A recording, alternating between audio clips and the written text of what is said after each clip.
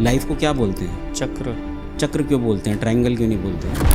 आपके हिसाब से रामायण महाभारत ये भी जो भी हुआ है ये सही में हुआ है, नहीं इसके तथ्य हैं? भाई साहब, मैंने तो 20 साल पहले अपना बैंक बैलेंस छोड़ दिया, अपनी बीवी छोड़ दी, अपने बच्चे छोड़ दिए, अपना घर छोड़ दिया, अपना पद छोड़ दिया। एक कोई पागल उठा, उसने कहा महाराज वो तो आज तक ढो रहे हो, छोड़ दिया होता तो 20 साल पहले छोड़ते। दिमाग में तो आज तक बसा हुआ है। आपको लगता है आगे इन फ्यूचर रामायण और महाभारत को याद रखा जाएगा या भूल जाएंगे टाइम के साथ? ना, Ramayan is a love story of two women. दो औरतों के प्यार की कहानी है रामायण। पहली औरत है सीता और दूसरी औरत, भाई ये तो बहुत क्रेजी है। आपको पता है कि रावण की जब डेथ हुई थी तो उसकी बॉडी को जलाया नहीं था, राक्षस ले गए थे और प्रिजर्व कर लिया था। मेरा एक और सवाल है कि रामायण से स्पेशली एंटरप्रेन्योर्स क्या लेसन ले सकते हैं? तो भाई जीवन का नाम ही जीवन चक्र है ना, तो कोई टक्कर दे दे तो अच्छी बात है। देखो मेरे को ना किसी ने एक बात बोली थी कि अगर कोई आपसे सवाल पूछता है तो दो चीज़ें करनी है, या तो आपको उसका लॉजिकल जवाब देना है या बोल देना है कि मुझे नहीं आता। ठीक भाई, मुझे नहीं आता, मैं सीख करके बताऊंगा। बेकार का ज्ञान नहीं फैलना, क्योंकि आप गलत इन्फॉर्मेशन दोगे तो इसका मतलब आप अपने आप को, अपने सब्जेक्ट को ही गलत प्रूव कर रहे हो। ठीक है ना।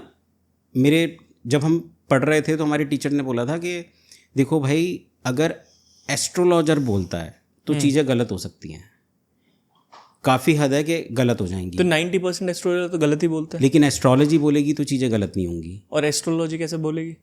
हम आदमी को देख करके बात करते हैं, ये इस पर्सनालिटी का है, ये इतना बड़ा है, ऐसा है वैसा है, तो हम उसे जज कर रहे होते हैं। एक डॉक्टर जब आपकी शक्ल देख करके इलाज करता है ना तो इलाज नहीं करेगा, लेकिन वो आपका एक्सरे MRI देख करके करेगा तो वो सही इलाज करेगा।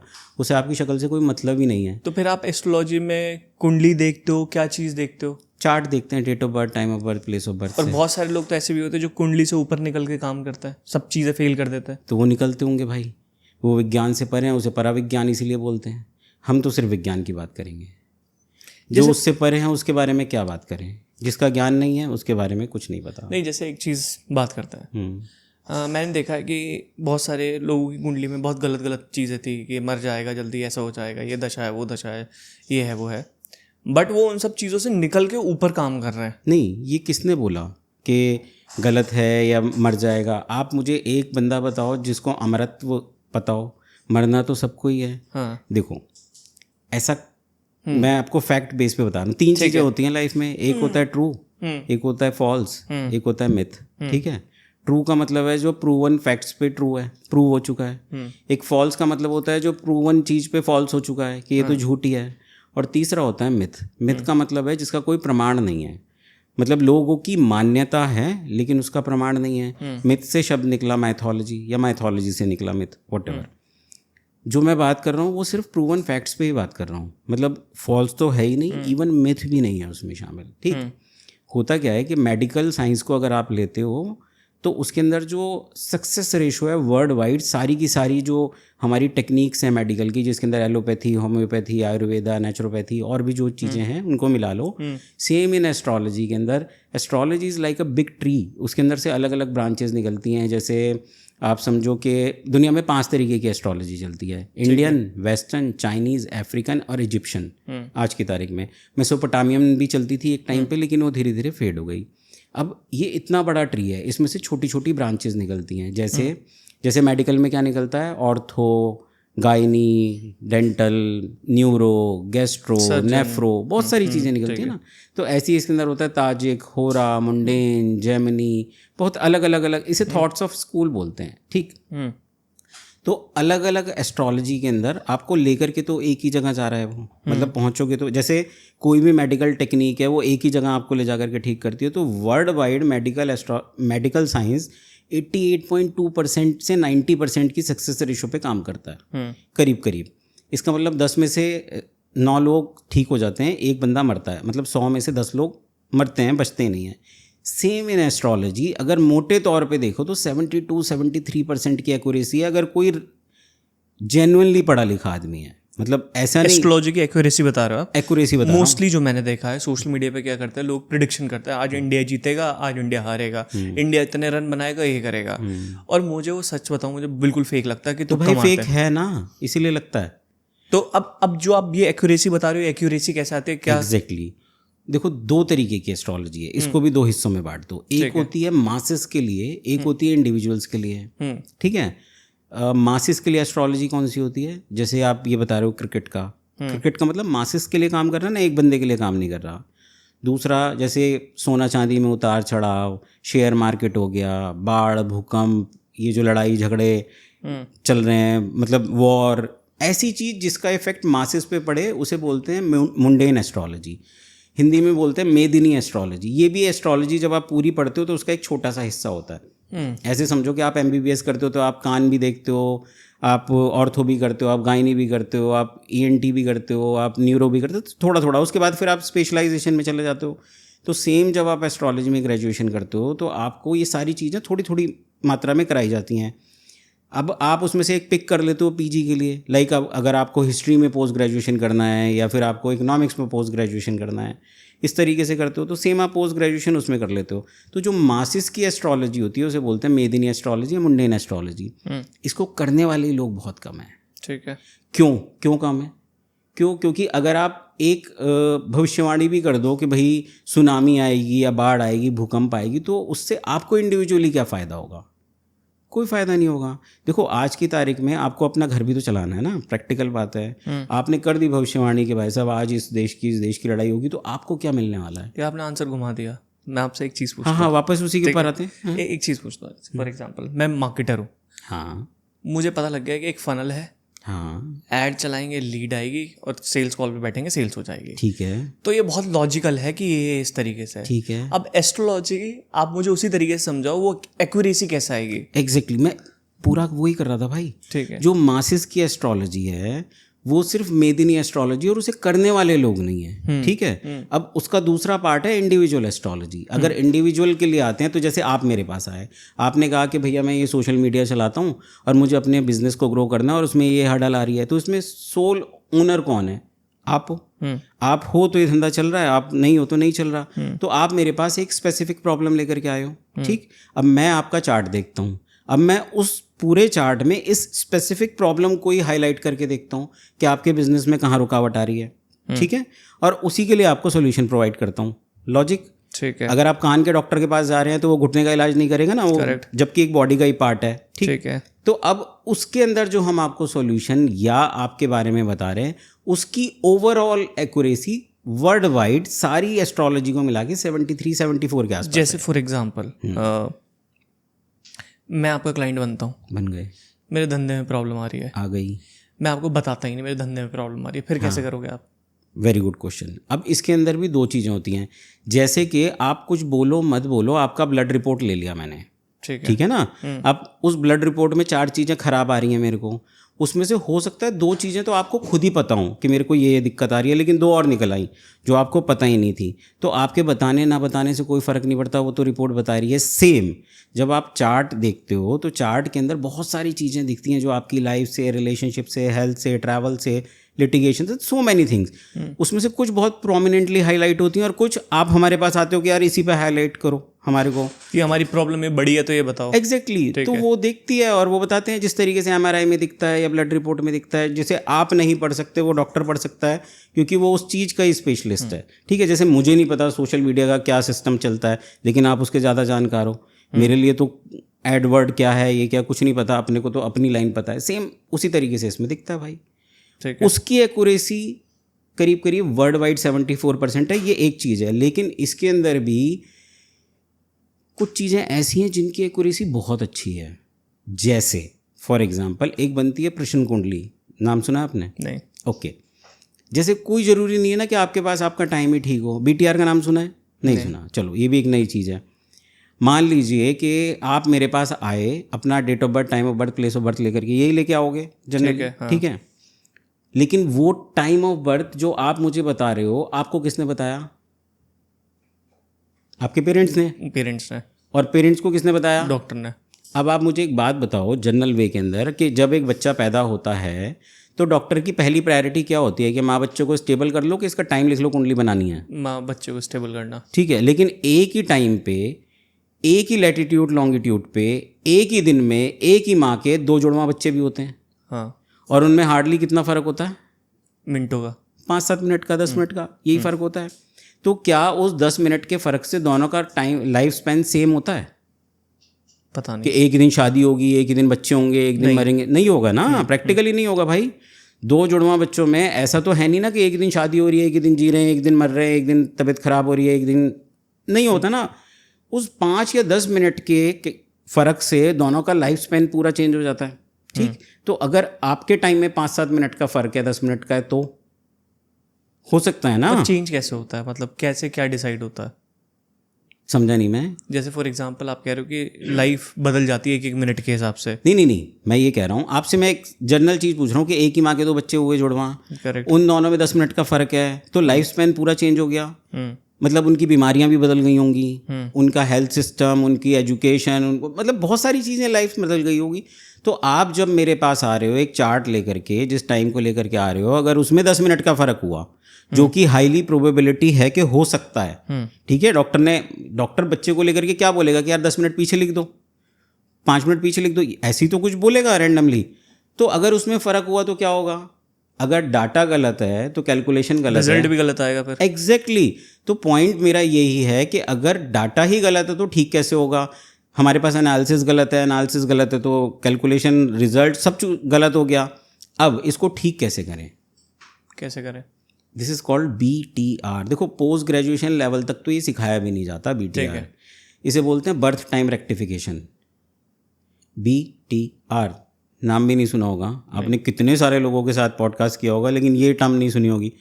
This is called birth time rectification. अगर मैं आपके डाटा को करेक्ट नहीं कर सकता हूँ तो फिर मैं गलत डाटा पे ही काम कर रहा हूँ। मतलब ठीक भी हो सकता है, गलत भी हो सकता है, 50-50 हो गया ना। जो मेरी 90% में 80% क्लेम कर रहा हूँ वो तो सीधा 50% से भी नीचे चला गया। अब इसे ठीक कैसे करें, इसकी टेक्निक आप समझो, बड़ी इंटरेस्टिंग है। आप जो हमको डाटा दे देते हो वो हम अपने सिस्टम में डाल के एक चार्ट बना लेते हैं। चार्ट बन गया।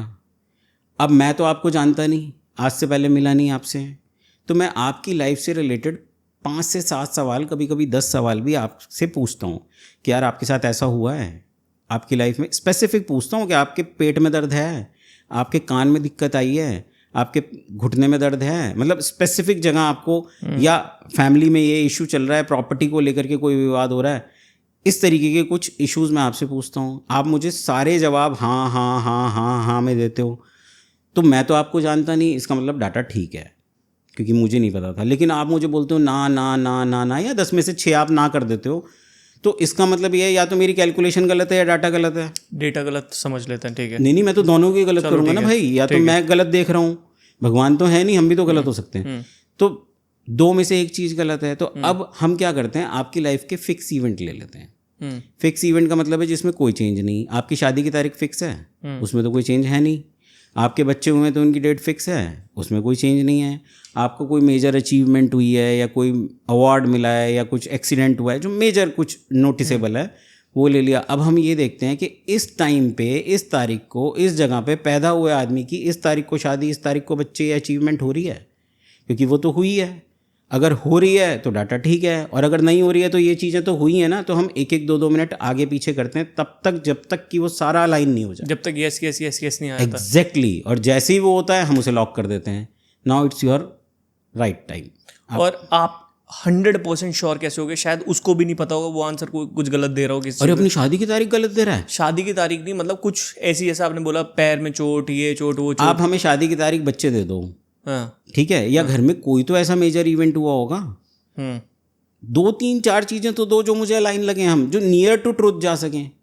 आप बताओ, गलत डाटा पे काम करना अच्छा है या नियर ट्रुथ पे जा करके काम करना नियर अच्छा ट्रुथ। तो हम नियर ट्रुथ ही ले लेते हैं ना। शादी की तारीख फिक्स है, बच्चे फिक्स हैं, इसलिए एक्यूरेसी आप बोल रहे हो 70%, 80%, 72-73% वर्ल्ड वाइड है। लेकिन अगर आप एक्यूरेट करते हो तो 93% तक एक्यूरेट होता है भाई। एक टेक्निक होती है which is called KP technique. KP का मतलब होता है कृष्णामूर्ति पद्धति। कृष्णामूर्ति ने शायद 1926 या 1945, डेट याद नहीं है मुझे साल, उन्होंने ये टेक्निक डेवलप की थी। और ये पिन पॉइंटेड टेक्निक है कि ये इस टाइम पे ये इवेंट होना है। वो इवेंट बेस्ड टेक्निक है जो कि काफ़ी एक्यूरेट है, काफ़ी हद तक है, और उसमें बहुत कम लोग काम करते हैं क्योंकि उसके अंदर कैलकुलेशन बहुत करनी पड़ती है, दिमाग लगाना पड़ता है। तो सीधा सीधा आसान है ना, आपने सवाल पूछा, मैंने जवाब दिया, लेकिन उस सवाल और जवाब के बीच के अंदर मेरे को डाटा भी तो करेक्ट करना है। मुझे आपका सवाल उस चार्ट में दिखना भी तो चाहिए। मतलब आप आए कि भाई मेरे को घुटने में दर्द है, तो मुझे घुटने में दर्द दिखना भी तो चाहिए। कुछ सूजन, कुछ एक्सरे में दिक्कत, कुछ तो आए, हवा में कैसे कर दूंगा। ठीक है, चलो एक मान लेते हैं आपको मेरा टाइम पता लग गया, बिल्कुल एक्यूरेट पता लग गया, हो गया। उसके बाद मैं आपके पास आया, आ गए, मैं कह रहा हूँ कि मेरी बॉडी एसिडिक है। अब उससे भी आप नेचर पहचान सकते हो कुछ चीज़ों। एसिडिक होना तो यार बड़ा कॉमन है। कॉमन है, ठीक है। अब चार ही तरीके तो चीज़ें हैं ना, वात पित्त कफ, 3 ही तो चीज़ें हैं, 4 भी नहीं है। ठीक है, जैसे फॉर एग्जांपल मेरे जीवन में कोई परेशानी चल रही है, तो आप उसका सॉल्यूशन दे सकते हो फिर कि भाई ये सॉल्यूशन है इस चीज़ का। देखो, दुनिया में हर प्रॉब्लम अपने सॉल्यूशन के साथ आती है। दुनिया में कोई ऐसी प्रॉब्लम है ही नहीं जिसका सॉल्यूशन ना हो। सिर्फ हमारे देखने का तरीका और नज़रिए में फ़र्क होती है, ठीक है। अगर आप उस प्रॉब्लम के, देखो इसको भी मैं और आसान तरीके से आपको समझाता हूँ। किसी भी चीज़ को देखने के 3 प्रिंसिपल होते हैं, जो मैंने सीखा, ठीक। 99% लोग 3rd प्रिंसिपल में चीज़ों को देखते हैं रोज़मर्रा में। फॉर एग्जांपल ये पेड़ है आपके पास में, ठीक है। आपको इस पेड़ में क्या दिख रहा है बताओ, पहली नज़र में क्या दिखता है? पत्ते। ये 3rd प्रिंसिपल है। पहली नज़र में अगर आपको पेड़ में पत्ते दिख रहे हैं या फूल दिख रहा है या फल दिख रहा है, तो वो 3rd प्रिंसिपल है। 2nd प्रिंसिपल वाला बंदा उसका तना और टहनियाँ देखेगा, लेकिन 1st प्रिंसिपल वाला बंदा उसका जड़ और बीज देखेगा कि कहाँ से निकला, कैसे निकला। और बीज देख करके आप पेड़ की क्षमता का अंदाज़ा नहीं लगा सकते। बीज देख के कैसे पता लगेगा कि इसमें से कितना विशाल वृक्ष निकलेगा, लेकिन एक अच्छा माली बीज देख के ही बताता है कि ये बहुत अच्छे बीज हैं, इससे हमको अच्छी फसल आएगी। सेम आप देखते हो सिर्फ बुखार का आना। Fever is a symptom of A disease, it's not disease. बुखार तो सिम्टम है एक बीमारी का। आपको डेंगू होगा तो भी बुखार होगा, चिकनगुनिया में भी बुखार होगा, वायरल में भी बुखार होगा, कोविड में भी बुखार होगा, 36 चीज़ों में आपको बुखार होगा। लेकिन क्या सबका ट्रीटमेंट सेम है? नहीं, सबके लिए अलग अलग ट्रीटमेंट है ना। तो fever is a symptom of disease, not disease. तो इसी तरीके से जो आप मुझे प्रॉब्लम लेकर के आए हो, 90% तो आप मुझे सिम्टम ही बता रहे हो, ठीक है, और 90% लोग उस सिम्टम पे ही काम करेंगे। ठीक है, मुझे अब ना एक और चीज़ बहुत इंपॉर्टेंट जाननी है आपसे, ठीक है। अब हम चलेंगे लेवल 1 पे, जो आपने बोला कि बीज वाले पार्ट पे। लेवल 3 बोल देते हैं उसको, ठीक है, ठीक है। अब जैसे फॉर एग्जांपल कोई मेरे पास क्लाइंट आया, कह रहा है दायरे मेरा बिजनेस नहीं स्केल हो रहा, तो मैं बताऊंगा कि बताओ तुम्हारे पास क्लाइंट कैसे आते हैं, उनको पता कैसे चलता है, तुम क्लोज कैसे करते हो, पूरा सिस्टम प्रोसेस देखेंगे। बिल्कुल। और मैं कैसे रिपोर्ट पकड़ूंगा, मैं उसका डेटा देखूंगा, मैंने पकड़ ली तुम्हारी ये प्रॉब्लम है। अब आप क्या देखते हो? ग्रह देखते हो, नक्षत्र देखते हो, क्या देखते हो कि आपको प्रॉब्लम पता लग जाए? हम ग्रह भी देखते हैं, नक्षत्र भी देखते हैं। ऐसे समझो इसको, और आप बिल्कुल ठीक कह रहे हो, हम यही देखते हैं। हम आपका डेट ऑफ बर्थ लेते हैं, टाइम ऑफ बर्थ लेते हैं, प्लेस ऑफ बर्थ लेते हैं, एक चार्ट बना देते हैं जो आपको नहीं समझ आ रहा है।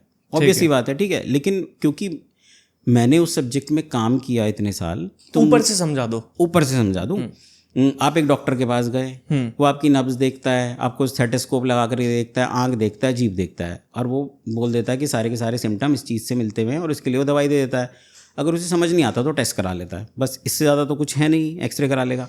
सेम हमारे पास जो आपने डाटा दिया वो एक्सरे ही है, आपका MRI ही है वो हमारे पास उसकी, क्योंकि हमारे उस सिस्टम में उस एक चार्ट को 50 जगह पर जूम इन कर देते हैं, तो वो प्रॉब्लम हमारे सामने, प्रॉब्लम की जड़ खुल करके सामने आ जाती है, और उसके अनुसार हम उसकी रेमेडी क्रिएट करते हैं।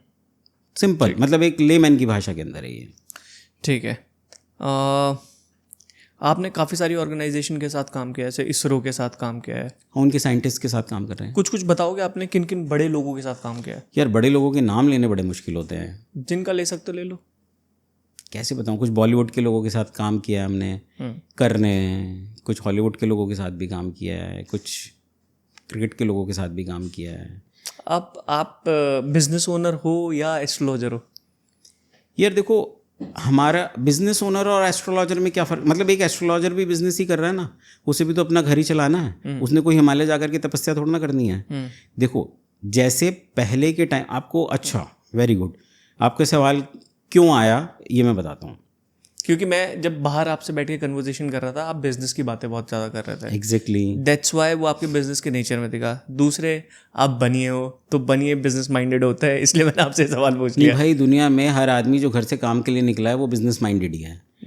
ठीक है, बनिया तो ठीक है कि हो गया कहते कहते कि यार बिजनेस माइंडेड है। नहीं, ये बात एक्चुअली फैक्ट है। देखो मैं ऐसे नहीं बोल रहा, मैं 5,000 सेल्स कॉल पे बैठा हूँ, 5,000 मायने रखता है, ठीक है, और जितने भी बनियों से मैं टकराया हूँ, ठीक है, उनसे पैसा निकालना बहुत मुश्किल काम है। ऑल्दो निकल जाते हैं, लेकिन फिर भी बड़ा मुश्किल काम होता है क्लोज करना। मैं गुजरातियों के साथ भी बैठा हूँ, मारवाड़ी के साथ भी बैठा हूँ, सबके साथ उठा बैठा हूँ, लेकिन सबसे डिफिकल्ट बनिए होता है।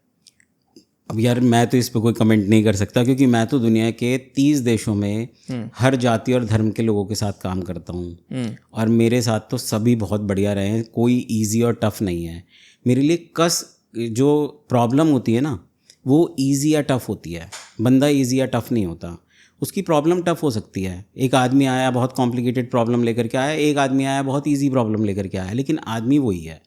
तो मुझे आदमी कोई टफ या इजी नहीं दिखता, उसकी प्रॉब्लम या इजी टफ दिखती है। तो हो सकता है सबका अपना अपना एक्सपीरियंस हो भाई। तो मेरा एक्सपीरियंस तो 30 से 40 हज़ार लोग दुनिया के 30 देशों के अंदर 25 साल से हम काम कर रहे हैं, कोई भी ख़राब बंदा नहीं मिला। हाँ प्रॉब्लम है, मैंने ख़राब नहीं बोला, मैंने सिर्फ हाँ मतलब टफ होता हूँ। हाँ, तो टफ प्रॉब्लम टफ मिली हमको, बड़ी अजीब अजीब सी, लेकिन मज़ेदार लोग हैं और आज भी हम सीख रहे हैं भाई।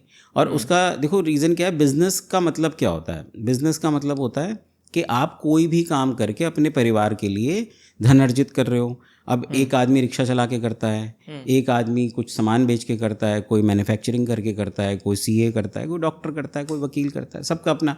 तो ये भी एक साइंस है। साइंस क्या है मतलब, एक आज की साइंस थोड़ा ना भाई। एस्ट्रोलॉजी साइंस है या नहीं? अगर एक यूनिवर्सिटी आपको डिग्री देती है तो वो या तो यूनिवर्सिटी गलत होगी। क्वेश्चन मार्क क्यों है इस चीज़ पे? आप देखो एस्ट्रोलॉजी की, चलो अब मैं आपको एक बड़ी मज़ेदार सी चीज़ें बताता हूँ एस्ट्रोलॉजी से रिलेटेड, जो शायद आपने आज तक सुनी नहीं होंगी। ठीक है। एस्ट्रोलॉजी की सबसे पुरानी किताब है सूर्य सिद्धांत, विच इज़ अवेलेबल। फैक्ट्स पे बात कर रहा हूँ मैं, ठीक है, 14,650 साल पुरानी जो अवेलेबल है, बाकी अवेलेबल नहीं है। क्यों अवेलेबल नहीं है? क्योंकि हमारे देश में इतने बाहर से अटैक हुए और हमारे सिस्टम को ख़त्म किया गया, इस वजह से वो धीरे धीरे फेड चला गया। अब जैसे मैं क्या कहता हूँ, 5 तरीके की एस्ट्रोलॉजी है, इंडियन, वेस्टर्न, अफ्रीकन, इजिप्शियन और चाइनीज़। इजिप्शियन एस्ट्रोलॉजी क्यों फेड हो गई? क्योंकि उनका कल्चर भी फेड हो गया, वो सिस्टम भी फेड हो गया, तो वो पूरा का पूरा फेड हो गया। तो जब हमारे देश पे अटैक हुए पीछे से, हज़ारों सालों से अटैक होते रहे, तो सबसे पहले उन्होंने यहाँ देखा कि यहाँ एक कल्चर है। कल्चर क्या है? गुरुकुल की परंपरा है, गुरु शिष्य परंपरा होती थी। राजा का लड़का भी गुरुकुल में पढ़ने के लिए जाता था, यही सिस्टम था। भगवान राम भी वशिष्ठ के आश्रम गए, कृष्ण भी संदीपनी के आश्रम गए। तो यहाँ तो राजाओं के लड़के भी जाया करते थे आश्रम में पढ़ने के लिए, और वहाँ मुहूर्त हुआ करता था, यज्ञ हुआ करता था, एस्ट्रोलॉजी से चीज़ें देखी जाती थी, बहुत सारी चीज़ें उस टाइम पे हुआ। क्या नाम था उस यूनिवर्सिटी का? नालंदा। नालंदा, ठीक है, पूरी स्टोरी बताओ आप इसके बारे में। तो जब उन्होंने यहाँ नालंदा की स्टोरी इसके बाद बताता हूँ, पहले ये जो कंटिन्यू। डन बताइए प्लीज। तो जब अटैक हुए हमारे पे, तो उन्होंने सिस्टम को देखा कि यार यहाँ के लोग एस्ट्रोलॉजी बहुत फॉलो करते हैं, वेद बहुत फॉलो करते हैं, यहाँ पर बहुत धर्म की बातें होती हैं और बड़े तरीके से काम होता है। तो अब किसी भी देश को अगर आप कब्जा करना चाहते हो, तो सबसे पहले उसके कल्चर को मिटा करके अपना कल्चर ही लाना पड़ेगा, तभी आप उसको आगे बढ़ा पाओगे। ठीक है, तो उन्होंने सबसे पहले उस सिस्टम को ख़त्म किया, गुरुकुल तोड़ दिए, लाइब्रेरियाँ जला दी, ऋषि मुनि मार दिए। तो अब उस टाइम ऋषियों को बड़ी दिक्कत हुई, उनको लगा कि यार हमारा तो ये कल्चर ख़त्म हो जाएगा, इसको बचाएं कैसे अपन। तो कोई उस टाइम पेन ड्राइव, फ्लॉपी या कुछ ऐसा तो था नहीं जिसके अंदर हम स्टोर कर लें। तो उन्होंने एक सिस्टम निकाला कि गुरुओं ने बोला कि आज के बाद हम आपसे गुरु दक्षिणा नहीं लेंगे। अपने शिष्यों को बोला, अपने स्टूडेंट्स को, आपको गुरु दक्षिणा में क्या देना है कि आगे 4 लोगों को आपने वेद कंठस्थ कराने हैं, वेद याद कराने हैं, 4 वेद याद करा दो और आगे भी यही चलेगा सिस्टम। तो इस तरीके से एक पीढ़ी से दूसरी पीढ़ी तक चला जाएगा। तो जिन लोगों ने 4 वेद याद कर लिए वो चतुर्वेदी कहलाए। ठीक है, वो कम्युनिटी हो गई चतुर्वेदियों की। जैसे आज पद्मश्री, पद्म विभूषण मिलता है, अंग्रेजों के टाइम पे सर, वायसराय, लॉर्ड की उपाधियाँ मिलती थीं। तो इसी तरीके से उन्होंने 4 वेदों के ज्ञाता को चतुर्वेदी बोला। जिन्होंने 3 वेद याद कर लिए वो त्रिवेदी कहलाए, जिन्होंने 2 वेद याद कर लिए वो द्विवेदी कहलाए, और जिन्होंने थोड़ा सारा याद कर लिया, कुछ कर लिया, वो सारे मिश्रा कहलाए। आज आप किसी त्रिवेदी से पूछ लो कि उसका नाम त्रिवेदी क्यों है, 10 में त्रिवेदी। अच्छा, तो वो 3 वेदों के ज्ञाता रहे कभी। जिन्होंने 4 याद कर लिए वो 4 वेदों के ज्ञाता। 4 से ऊपर भी कुछ था? नहीं, वेद तो 4 ही हैं। ठीक है, तो ये तो हमारी कल्चर का सिस्टम है। अब नालंदा की कहानी, तो तुर्की का सम्राट था खिलजी, हमको लगता है अरब का था, नहीं, तुर्की का सम्राट था खिलजी, और उसको कोई अननोन बीमारी हो गई, और वहाँ जो उनके हकीम और वैद्य हुआ करते थे उन्होंने अपना पूरा जोर लगा लिया और लगा कि नहीं यार मुश्किल है, तो उन्होंने बोला कि बादशाह ये तो बड़ा टफ सिचुएशन है। तो वहाँ उन्हें पता लगा कि इंडिया में नालंदा यूनिवर्सिटी जो बिहार के अंदर हुआ करती थी, कि वहाँ पर एस्ट्रो मेडिसिन डिपार्टमेंट के HOD हैं प्रोफेसर राहुल। उस टाइम पे कितनी पुरानी बात है? करीब 1001 साल पुरानी तो होगी, एग्जैक्ट मुझे नहीं पता। नालंदा यूनिवर्सिटी उसी टाइम पे हुआ करती थी, करीब 600 से 1000 साल के आसपास की बात है, ज़्यादा पुरानी नहीं। हाँ, अब तो भाई ये भी पुरानी है। तो उन्होंने कहा कि यार उस टाइम पे एस्ट्रो मेडिसिन के HOD थे प्रोफेसर राहुल, कि उन्हें बुलाया जाए, वो कुछ कर सकते हैं। लेकिन जो खिलजी थे वो 5 टाइम के नमाजी थे। तो उन्होंने कहा देखो भाई, मेरे लिए तो बुत परस्ती हराम है, तो मैं तो किसी मूर्ति पूजा करने वाले से बात भी नहीं कर सकता। तो उन्होंने कहा महाराज वरना तो आप निमट जाओगे। तो उन्होंने कहा कि भाई मैं नहीं कर सकता। तो उन्होंने कहा नहीं भाई बुलाना तो फिर भी, उन्होंने कहा बुला लो भाई। तो प्रोफेसर राहुल को बुलाया गया यहाँ से, आचार्य राहुल गए वहाँ पे। तो खिलजी ने पहले बोल दिया कि देखो भाई तुम आए हो, अच्छी बात है, लेकिन ना तो मैं कोई दवाई खाऊंगा, ना पीऊँगा, ना छूऊँगा, ना देखूँगा, ना सूंघूंगा, मैं इन 5 में से कुछ नहीं करूँगा, ना खाऊंगा, ना पीऊँगा, ना देखूँगा, ना सूंघूंगा, ना छूऊँगा। अब इसके बाद कुछ ठीक कर सकते हो तो कर दो। तो उन्होंने कहा अच्छा ठीक है। तो उन्होंने कहा कि ठीक है, मैं 10 दिन बाद आके बताता हूँ क्या कर सकता हूँ। तो 10 दिन बाद आए, वो अपने साथ एक कुरान लेकर गए। उन्होंने कहा कि देखो खिलजी, मैंने आपको देखा कि आप कुरान पढ़ते हो सारे दिन, तो कुरान पढ़ लोगे आप? उन्होंने कहा हाँ वो तो मैं पढ़ता ही हूँ। तो ये वाली पढ़ लो। खिलजी ने खोल के देखा, उसने कहा हाँ कुरान ही। कह रहे इसमें ऐसा क्या है? उसने कहा जो भी है पढ़ लो। और खिलजी ने उसे पढ़ा और वो 15 से 20 दिन में रिकवर होने लगा। अब उसे बड़ी हैरानी हुई, उसने कहा यार मैंने तो कुछ किया भी नहीं है, मतलब ठीक कैसे हो गया मैं? तो वापस बुलाया कि भाई ये ठीक कैसे किया भाई, इसका मुझे बता। और उस टाइम क्या सीधे लोग हुआ करते थे, कुछ ज़्यादा चतुराई नहीं है। तो उन्होंने सीधा बोल दिया कि देखो खिलजी, जब मैं आया था तो मैंने देखा कि आप जब पेज पलटते हो तो उसे पलटने के लिए जीभ पे उंगली लगा करके इसे पलटते हो, थूक लगा करके पलटते हो। तो मैंने इसके पेज पे थोड़ी सी दवाई लगा दी चारों तरफ, और जब आपने इस पेज को पलटा तो अब वो दवाई आपकी बॉडी में गई और आप ठीक हो गए धीरे धीरे। तो खिलजी का ईगो हर्ट हो गया। उसने कहा कि यार ये तो मेरे साथ बहुत बड़ी चीटिंग हुई है, तो अब मैं उस जगह को ही तहस नहस कर दूंगा जिस जगह ने मेरे साथ चीटिंग की। और उसके बाद खिलजी ने अटैक किया नालंदा पे। 6 महीने लगे उसे जलाने में। 10 लाख किताबें थी। अगर आज वो साइंस यहाँ अवेलेबल होता तो हम दूसरे ग्रह पे भी हो सकते थे। हम इसी ग्रह को दूसरे ग्रह से भी अच्छा बना देते।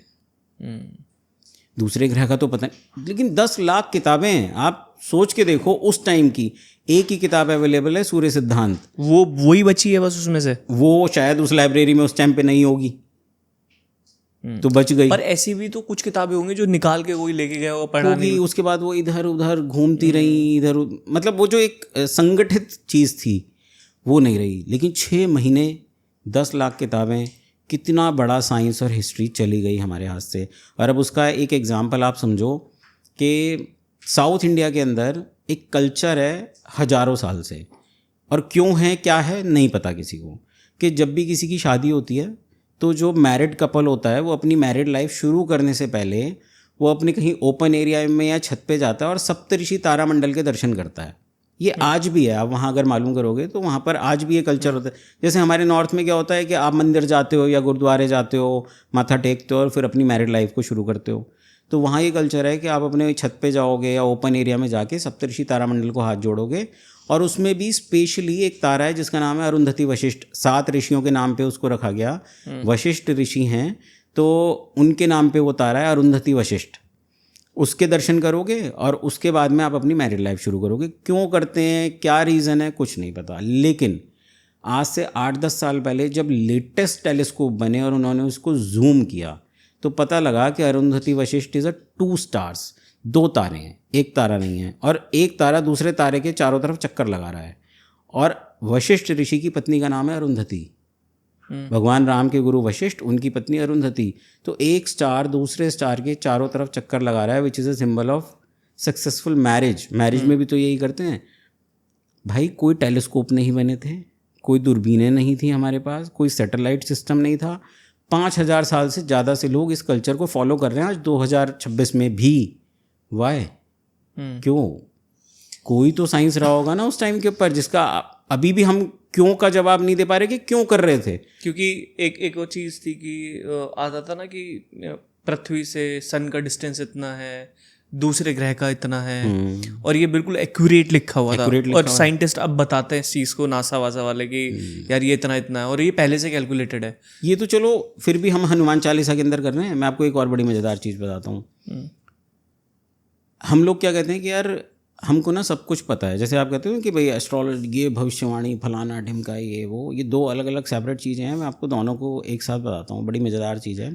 पहली चीज़ तो ये है कि सूर्य सिद्धांत के अंदर एक जगह लिखा हुआ है कि अर्थ अपने एक्सेस पे घूमती है, अर्थ सन के ऑर्बिट पे घूमती है, और अर्थ अपने एक्सेस पे नॉर्ड भी करती है।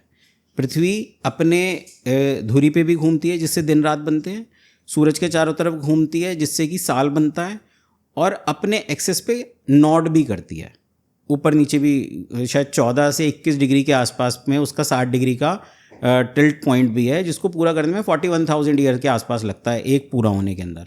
ठीक, ये उस टाइम लिखा गया था और किसी ने नहीं माना। आज से 5-7 साल पहले जब ये हबल का लेटेस्ट वर्जन ऊपर गया तो उन्होंने कहा यस, अर्थ टिल्ट करती है अपने एक्सेस के ऊपर। मतलब अर्थ वैसे भी सीधी नहीं है, टेढ़ी है, तो वो 60 डिग्री का अप डाउन करती है। भैया ये 15,000 साल पुरानी किताब में लिखा है, जो आज आप एक्सेप्ट कर रहे हो। और उससे भी ऊपर की बात, जो लोग कहते हैं ना कि यार हमें इतना, मैं हमेशा एक बात कहता हूँ, मेरी स्पीचेस होती हैं तो, कि देखो सिकंदर के गुरु थे अरस्तु, ठीक, तो उन्होंने सिकंदर को एक ही लाइन में चीज़ समझाई कि देखो राजन, बहुत कम लोग जानते हैं कि वो बहुत कम जानते हैं। एक लाइन में उन्होंने ज़िंदगी का सार दे दिया कि बहुत कम लोग जानते हैं कि वो बहुत कम जानते हैं। अब इसको आप ऐसे समझो कि अभी 2023 के एंड के अंदर जो लेटेस्ट ISS के ऊपर हबल का लेटेस्ट वर्जन गया है, जिसने बड़ी सुंदर सुंदर फोटो हमारी गैलेक्सीज की भेजी, तो वो ये कह रहे हैं कि ये सारा का सारा जोड़ घटा करके जो हमने भेजा है, ये पूरे यूनिवर्स का 1% और लेस हो सकता है। वो कह रहे हैं कि ये 1% और लेस हो सकता है, ज़्यादा नहीं हो सकता है, कि इतना ही अभी हमारी औकात में आया है। और उस 1% और लेस में 1 ट्रिलियन गैलेक्सीज हैं। 1 ट्रिलियन, 1 लाख करोड़ गैलेक्सी हैं 1% या कम में। उन 1 लाख करोड़ गैलेक्सी में एक हमारी गैलेक्सी है मिल्की वे।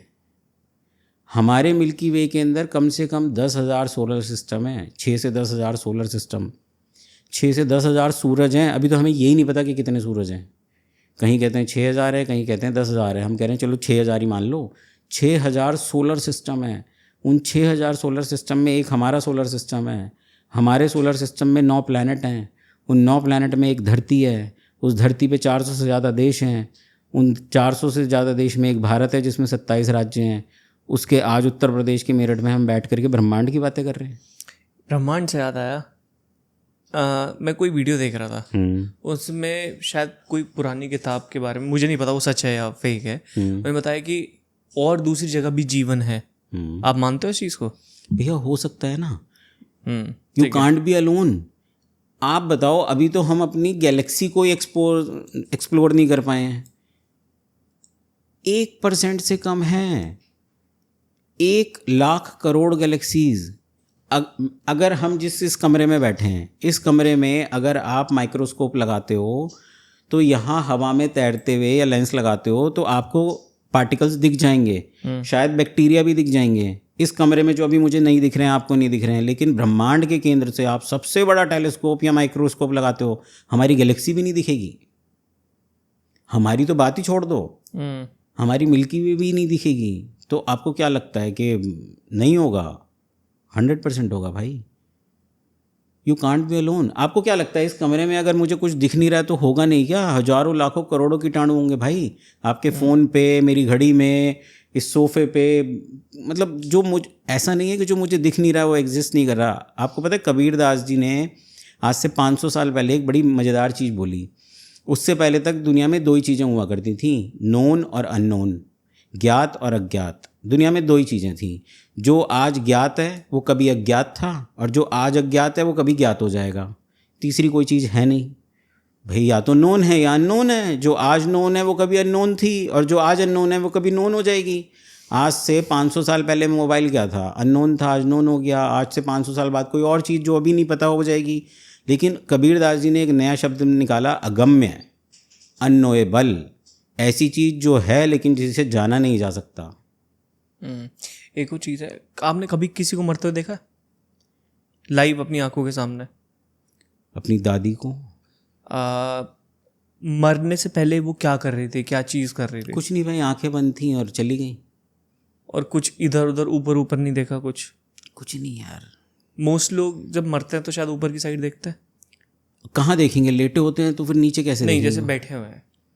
नहीं यार, ऐसा कोई कंपलसरी नहीं है भाई। मतलब देखो, मैं लॉजिकल बात करूँगा, मैं कोई भी हवा में नहीं, ऐसा हो भी सकता है, ऐसा नहीं भी हो सकता है। आपको क्या लगता है मरने के बाद, मतलब लगता क्या, हमें पता ही नहीं इन सब चीज़ों Exactly. के बारे में, बट कहते हैं कि ये जो क्या होता है, वो जो आता है यमराज, ये सब चीज़ें होती हैं मरने के बाद। यार ये तो वही बता सकता है ना जिसने उनको देखो किसी ने एक बहुत ही सिंपल सी एक बात बोली। एक बार अंधेरा गया भगवान के पास और उसने बोला कि भगवान, मुझे तो ना सूर्य ने बड़ा तंग कर रखा है, क्योंकि जब वो आता है मुझे भागना पड़ता है, तो मैं तो बड़ा परेशान हूँ इस चीज़ से।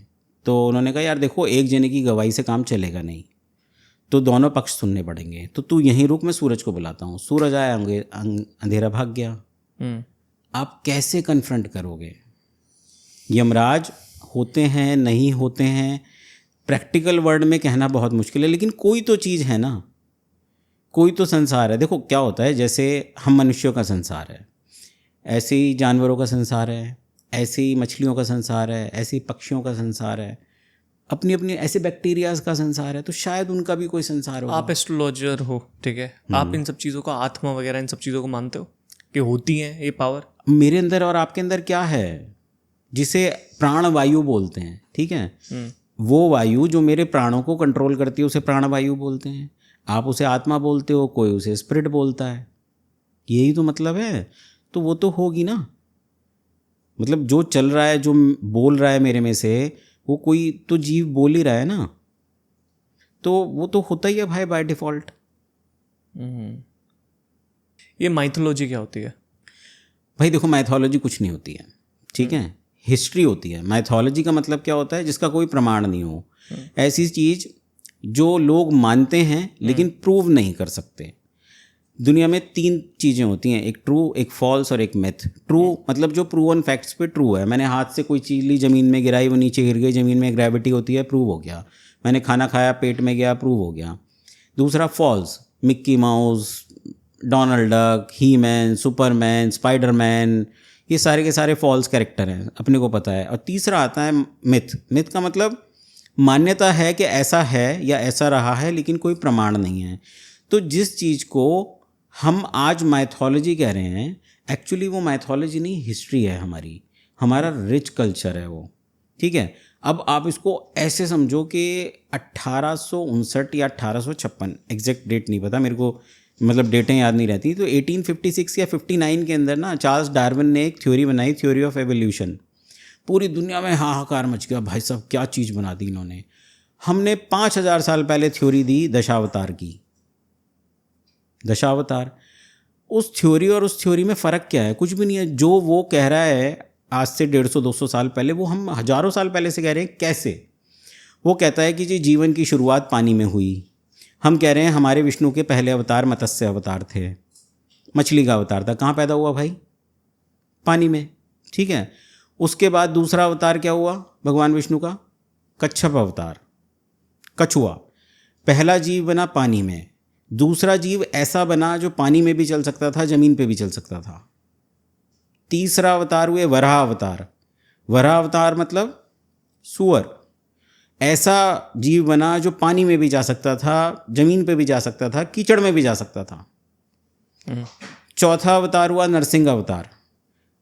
आदमी तो बन गया लेकिन पूरा नहीं बना, आधा जानवर आधा इंसान, वराह अवतार। आप थ्योरी ऑफ एवोल्यूशन समझो। पांचवा अवतार कौन सा हुआ? वामन अवतार। आदमी तो बन गया लेकिन हाइट में छोटा रह गया। वामन अवतार हुए हैं, हाइट में बहुत छोटे बोने हैं। अगले अवतार कौन से हुए? परशुराम। आदमी तो पूरा बन गया लेकिन अपनी बुद्धि पे कंट्रोल नहीं है। पूरी पृथ्वी को क्षत्रियों से विहीन कर दूंगा, फरसा उठा करके निकल पड़े तो सबको मार दिया, कंट्रोल नहीं है अपने इमोशंस के ऊपर। उसके बाद अगले अवतार हुए कौन से हुए, मर्यादा पुरुषोत्तम राम, इतने सीधे इतने भोले, बोला कि बेटा जंगल जाना है तुमने, उन्होंने कहा ओके, कोई सवाल नहीं कोई जवाब नहीं, निकल लिए। उनका नाम ही मर्यादा पुरुषोत्तम है। किसी ने बोला कि पता नहीं सीता वहाँ रही है रावण की, उसके अंदर शुद्ध भी है या शुद्ध है कैसी है हमें नहीं पता, तो अग्नि परीक्षा ले ली, वरना बोल सकते थे ना भाई मेरी बीवी मुझे साथ रहना है, तुझे क्या लेना देना। अच्छा एक बात बताओ, अग्नि परीक्षा से याद आया, तो एक तरीके से तो राम गलत थे या नहीं थे इस चीज़ को लेके? हाँ देखो गलत सही कुछ नहीं होता, दो चीज़ें हैं, देश काल पात्र, बेसिक नियम है, आप हमेशा लगा के चलो। हम क्या करते हैं, बड़े जजमेंटल हो जाते हैं किसी भी चीज़ को लेकर के कि वो गलत था या सही था। हम तो वो लोग हैं जो तेंदुलकर क्रिकेट खेल रहा हो ना और आउट हो जाए तो अरे यार बाहर जाती हुई बॉल को छेड़ दिया, अबे भाई तुम तेंदुलकर को सिखा रहे हो, मतलब वो लेजेंड आदमी है। मतलब हम वो लोग हैं जो टिकट लेकर के तेंदुलकर को क्रिकेट सिखा रहे होते हैं। तो हमारा ना जजमेंटल आधे सेकंड में हो जाते हैं, राम सही थे राम गलत थे। देश काल पात्र का मतलब क्या है, किस देश में क्या कानून चलता है हमें नहीं पता, उसके अकॉर्डिंगली चलता है। काल का मतलब उस समय में क्या चला करता था, क्या रूल रेगुलेशन थे हमें नहीं पता। और पात्र मतलब उस सिचुएशन में चार आदमी अलग अलग रिएक्ट करेंगे, उस आदमी का नेचर, उस आदमी की सोच, उस आदमी की समझ, उस आदमी की उस टाइम के लिए कंडीशन क्या थी वो डिपेंड करती है। तो उस टाइम के ऊपर क्या कंडीशन थी क्या नहीं थी हमें नहीं पता, पहली चीज़। दूसरी चीज़, ऐसा कहा जाता है कि अग्नि ने सीता तो वहाँ गई ही नहीं, जब राम को तो पहले ही पता था कि यार ऐसा हो सकता है, भाई भगवान थे तो पता ही होगा ना, तो सीता को उन्होंने अग्नि को समर्पित कर दिया कि आप संभाल करके रखो इन्हें, लेकिन वापस भी तो लेनी थी। तो जब वो आई तो उनकी अग्नि परीक्षा इसलिए ली गई ताकि वो अग्नि से निकल करके वापस आ जाएं, ऐसा भी कहा जाता है। तो अब अगर ये सही है तो सही है और गलत है तो गलत है। आपके हिसाब से रामायण महाभारत ये भी जो भी हुआ है ये सही में हुआ है नहीं, इसके तथ्य हैं? 1000% हुआ है भाई। ठीक है, राम सेतु आपके सामने है, रावण की लंका आपके सामने है, अशोक वाटिका आपके सामने रावण है। की लंका कहाँ पे? श्रीलंका। पर लोग तो कहते हैं श्रीलंका में नहीं है, वो सी में डूब गई, खत्म हो गई। नहीं भाई, जो भी अभी प्रमाण जितने अवेलेबल हैं, आप समझो ना कि आज से 10,000 साल बाद तो शायद इजिप्ट में पिरामिड भी नहीं रहेंगे, तो क्या कभी पिरामिड नहीं हुए थे? राम सेतु अवेलेबल है, साइंटिफिकली प्रूव्ड है। कितना पुराना है रामायण? देखो साइंस कहता है करीब 8 से 9,000 साल पुराना होगा, ठीक है। और ऐसा स्पेशल क्या हुआ कि जो लोग इतने पागल हो रहे हैं कि रामायण भी याद है महाभारत भी याद है, यहाँ कोई मर जाता है उसको याद नहीं रखते लोग, गांधी जी याद है बस, बहुत बढ़िया। रामायण और महाभारत आज तक क्यों याद है? मैं बताता हूँ, देखो रामायण है क्या, पहले आप सिर्फ रामायण को समझो।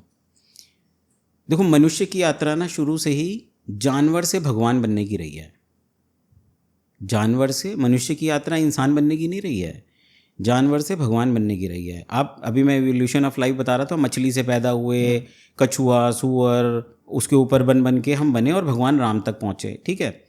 भगवान राम कैसे बने, मतलब भगवान राम कैसे बने? वो तो एक राजा के घर में ही पैदा हुए, एक नॉर्मल लड़के थे। आप अपने काम से ही तो महान होते हो। तो भगवान होने का मतलब वो है जो आप रोल मॉडल हो जाओ लोगों के और लोग आपको फॉलो करें, ठीक है। आज आप रतन टाटा को फॉलो करते हो सकता है 5,000 साल या 500 साल के बाद उनके मंदिर बन रहे हो, पॉसिबल है ना कि उन्होंने कुछ इतने महान काम किए कि लोग उन्हें फॉलो कर रहे हैं। सचिन तेंदुलकर के मंदिर बन गए, साउथ में रजनीकांत के मंदिर बन गए कि वो इतने बेहतरीन आदमी है, तो क्या वो भगवान है? भगवान का मतलब वो है जिसको लोग फॉलो करें। तो राम ने कुछ ऐसी चीज़ें की, ऐसा बार सेट किया कि उनको लगा कि यार यही बंदा होना चाहिए, इस जैसा ही इंसान हो, इतना ज़्यादा फॉलोअर हो अपने पेरेंट्स का कि वो सोचे नहीं और उनके एक कहने के ऊपर वनवास चला जाए। आज की तारीख में कोई बेटे को आप बोल दो कि बेटा 15 दिन घर ना आई हो, सर फोड़ने को तैयार हो जाएगा। क्यों ना हो भाई, मेरा हिस्सा दो तब जाऊंगा। वो तो अयोध्या के राजा हैं और कल उनका राज्याभिषेक होने वाला है, और आज उनके पिताजी बोल रहे हैं कि बेटा जंगल जाना है 14 साल के लिए। और उस टाइम का जंगल मतलब आज का जंगल नहीं है, और कोई GPS सैटेलाइट फ़ोन इंटरनेट कुछ नहीं है भाई साहब, पैदल जाना पड़ेगा, कपड़े भी उतारो ये वाले। और वो कह रहे हैं कि ठीक है। और आप कभी रामायण पढ़े तो उसमें लिखा है कि जब दशरथ ने बोला कि बेटा आपको वनवास जाना है, तो उनका सवाल क्या था? उन्होंने बोला माताजी से मिलके जाना है या माताजी से बिना मिले जाना है। ये नहीं पूछा कि क्यों जाना है। अरे इतना तो पूछ लेते पापा क्या हुआ, मतलब क्यों जाऊँ, मतलब कोई कुछ तो बताओ, कोई सवाल जवाब नहीं। पिताजी कह रहे हैं तो ठीक कह रहे हैं, माता जी से मिलके जाना है या नहीं मिलके जाना है, आप सोचो इस लेवल का। एक देखो राम को भगवान कैसे बने, एक कहते हैं कि एक सक्सेसफुल आदमी के अंदर ना कुछ क्वालिटीज़ होनी चाहिए, अगर वो क्वालिटी हैं तो आप सक्सेसफुल होगे। पहली क्वालिटी क्या है, ये मेरी एक स्पीच में था कि आप सक्सेसफुल कैसे हो सकते हो, तो जो मुझे लगता है, जो मैं इनसे देखता हूँ, बाकी तो 1000 पैमाने हो सकते हैं। पहली चीज़, आप फिजिकली फिट होने चाहिए। आप अगर सक्सेसफुल होना चाहते हो, अगर आपका शरीर ही साथ नहीं है, बिस्तर पे पड़ो, तो काहे की सक्सेस है भाई तुम्हारी। भगवान राम 16 साल की उम्र के अंदर उन्होंने ताड़का को मार दिया, शिव का धनुष तोड़ दिया। फिजिकली सुपर फिट है वो। अगर आप फिजिकली फिट हो, लेकिन ताड़का भूतनी थी ना? नहीं, भूतनी कुछ नहीं, राक्षसी थी। राक्षस नहीं, हाँ, मतलब ईवल थिंग जो आपकी लाइफ में परेशानी क्रिएट करे, तो उसको मार दिया उन्होंने, शिव का धनुष तोड़ दिया। मतलब फिजिकली फिट है, ये शो करना चाह रहे हैं। पहला, अगर आप फिजिकली फिट हो ओके, लेकिन अगर आप फिजिकली फिट हो और दूसरी चीज़ नहीं है आपके पास तो बेकार। दूसरा क्या, आपका करियर अच्छा होना चाहिए। आपने फिजिकली फिट होकर क्या पेड़ उखाड़ने, भाई आपको तो आपका करियर भी अच्छा होना चाहिए ना, काम धंधा होना चाहिए आपके पास। वो कौन है भाई साहब, अयोध्या के सम्राट होने वाले हैं वो, करियर उनका पीक पे है, अगले दिन उनकी भाई वो हो रही है, और वो जनकपुर के दामाद हैं तो पीक पे हैं। दूसरा, दोनों चीज़ें ठीक हैं, लेकिन अगर आपकी फैमिली आपके साथ नहीं है तो भी बेकार है। आप फिजिकली फिट हो, करियर बहुत अच्छा है, लेकिन फैमिली आपके साथ है ही नहीं, आपकी फैमिली में रोज़ चिक चिक है। उनकी फैमिली तो इतनी स्ट्रांग है कि वो फैमिली के कहने पे जंगल जा रहे हैं। और वनवास किसको हुआ था, ओनली राम को। लक्ष्मण भी साथ जा रहे हैं, भरत भी पूरे पीछे पीछे आ रहे हैं, सीता भी चल पड़ी है, सरयू तक तो पूरी अयोध्या आई है। उन्होंने हाथ जोड़ा है कि भैया नहीं रहने दो, जाओ। अलग लेवल की फैमिली उनके साथ में। तो ये 3 चीज़ें अगर आपके साथ हैं तो चौथी नहीं है तो भी बेकार है। आप तो इस हिसाब से हम भी भगवान बन सकते हैं? कोई भी बन सकता है, काम वैसा करें तो। आपको रोल मॉडल बनना पड़ेगा भाई। तो ऐसे तो रावण भी था, उसको क्यों नहीं मानते भगवान? नहीं, आपकी एक देखो क्या होता है, अगर मान लो आपकी सफ़ेद सी दीवार है, इस दीवार के ऊपर मैं एक काला धब्बा लगा दूँ तो आपकी नज़र किस पे जाएगी? काले धब्बे पे। देखो, काम, क्रोध, लोभ, मोह, अहंकार, ये 5 चीज़ें ही हैं ना। तो उसको क्रोध भी पूरा है, अहंकार भी पूरा है, 2 विकार तो सीधे ही दिख रहे हैं। देखो, ज्ञान होना बिना अज्ञानता के या बिना अहंकार के या बिना मिलावट के, वही अच्छा है। आप इसको ऐसे समझो कि आपके पास एक कढ़ाई में 100 लीटर दूध है, उसमें आपने खूब सारी मेवा मिलाई हैं, खूब सारी चीज़ें मिलाई हैं, लेकिन एक बूंद जहर भी मिला दिया, क्या अब वो पीने लायक रहा? नहीं, हो गया ना waste. Purity is important. Ravana से ज़्यादा ज्ञानी कोई नहीं है, 10 दिशाओं का ज्ञान है। आपको पता है शिव तांडव स्रोत के लिए उसने क्या करा, अपने सर को काट के और उसमें से नसें निकाल करके वीणा बनाई उसने, और फिर उससे शिव तांडव स्रोत करा शिव को करने के लिए। इस लेवल के आप सोच नहीं सकते। पर करा कैसे? वो तो मर जाता फिर। सिर्फ 10 सिर थे ना। अच्छा, एक सिर काट दिया, 2 काटे होंगे जो भी, मतलब ये सिंबॉलिक है। हमें नहीं पता उस टाइम उसके 10 सिर थे या नहीं। 10 सिर का मतलब क्या होता है, he can thought at A time in 10 different ways. वो एक साथ 10 चीज़ें सोच सकता था, उसे 10 दिशाओं का ज्ञान। रावण इतना महान कैसे बना? देखो, महान और ज्ञानी में फ़र्क होता है। पावरफुल, मतलब पावरफुल और ज्ञानी कैसे बना वो इतना? पावर क्रिएट की गई होगी ना उसने। कोई भी आदमी आज आपको दिखता है पावरफुल, तो उस पावर को क्रिएट करना और उसे मेंटेन करना मुश्किल काम है। उसने उसको क्रिएट किया और फिर मेंटेन किया। पैदा तो कोई पावरफुल होता नहीं है। आपको क्या लगता है, इंसान पावरफुल नॉलेज से होता है या किस चीज़ से होता है? सरस्वती तो चाहिए भाई आपको। अज्ञानता आपकी सारी चीज़ों को ख़राब कर देती है।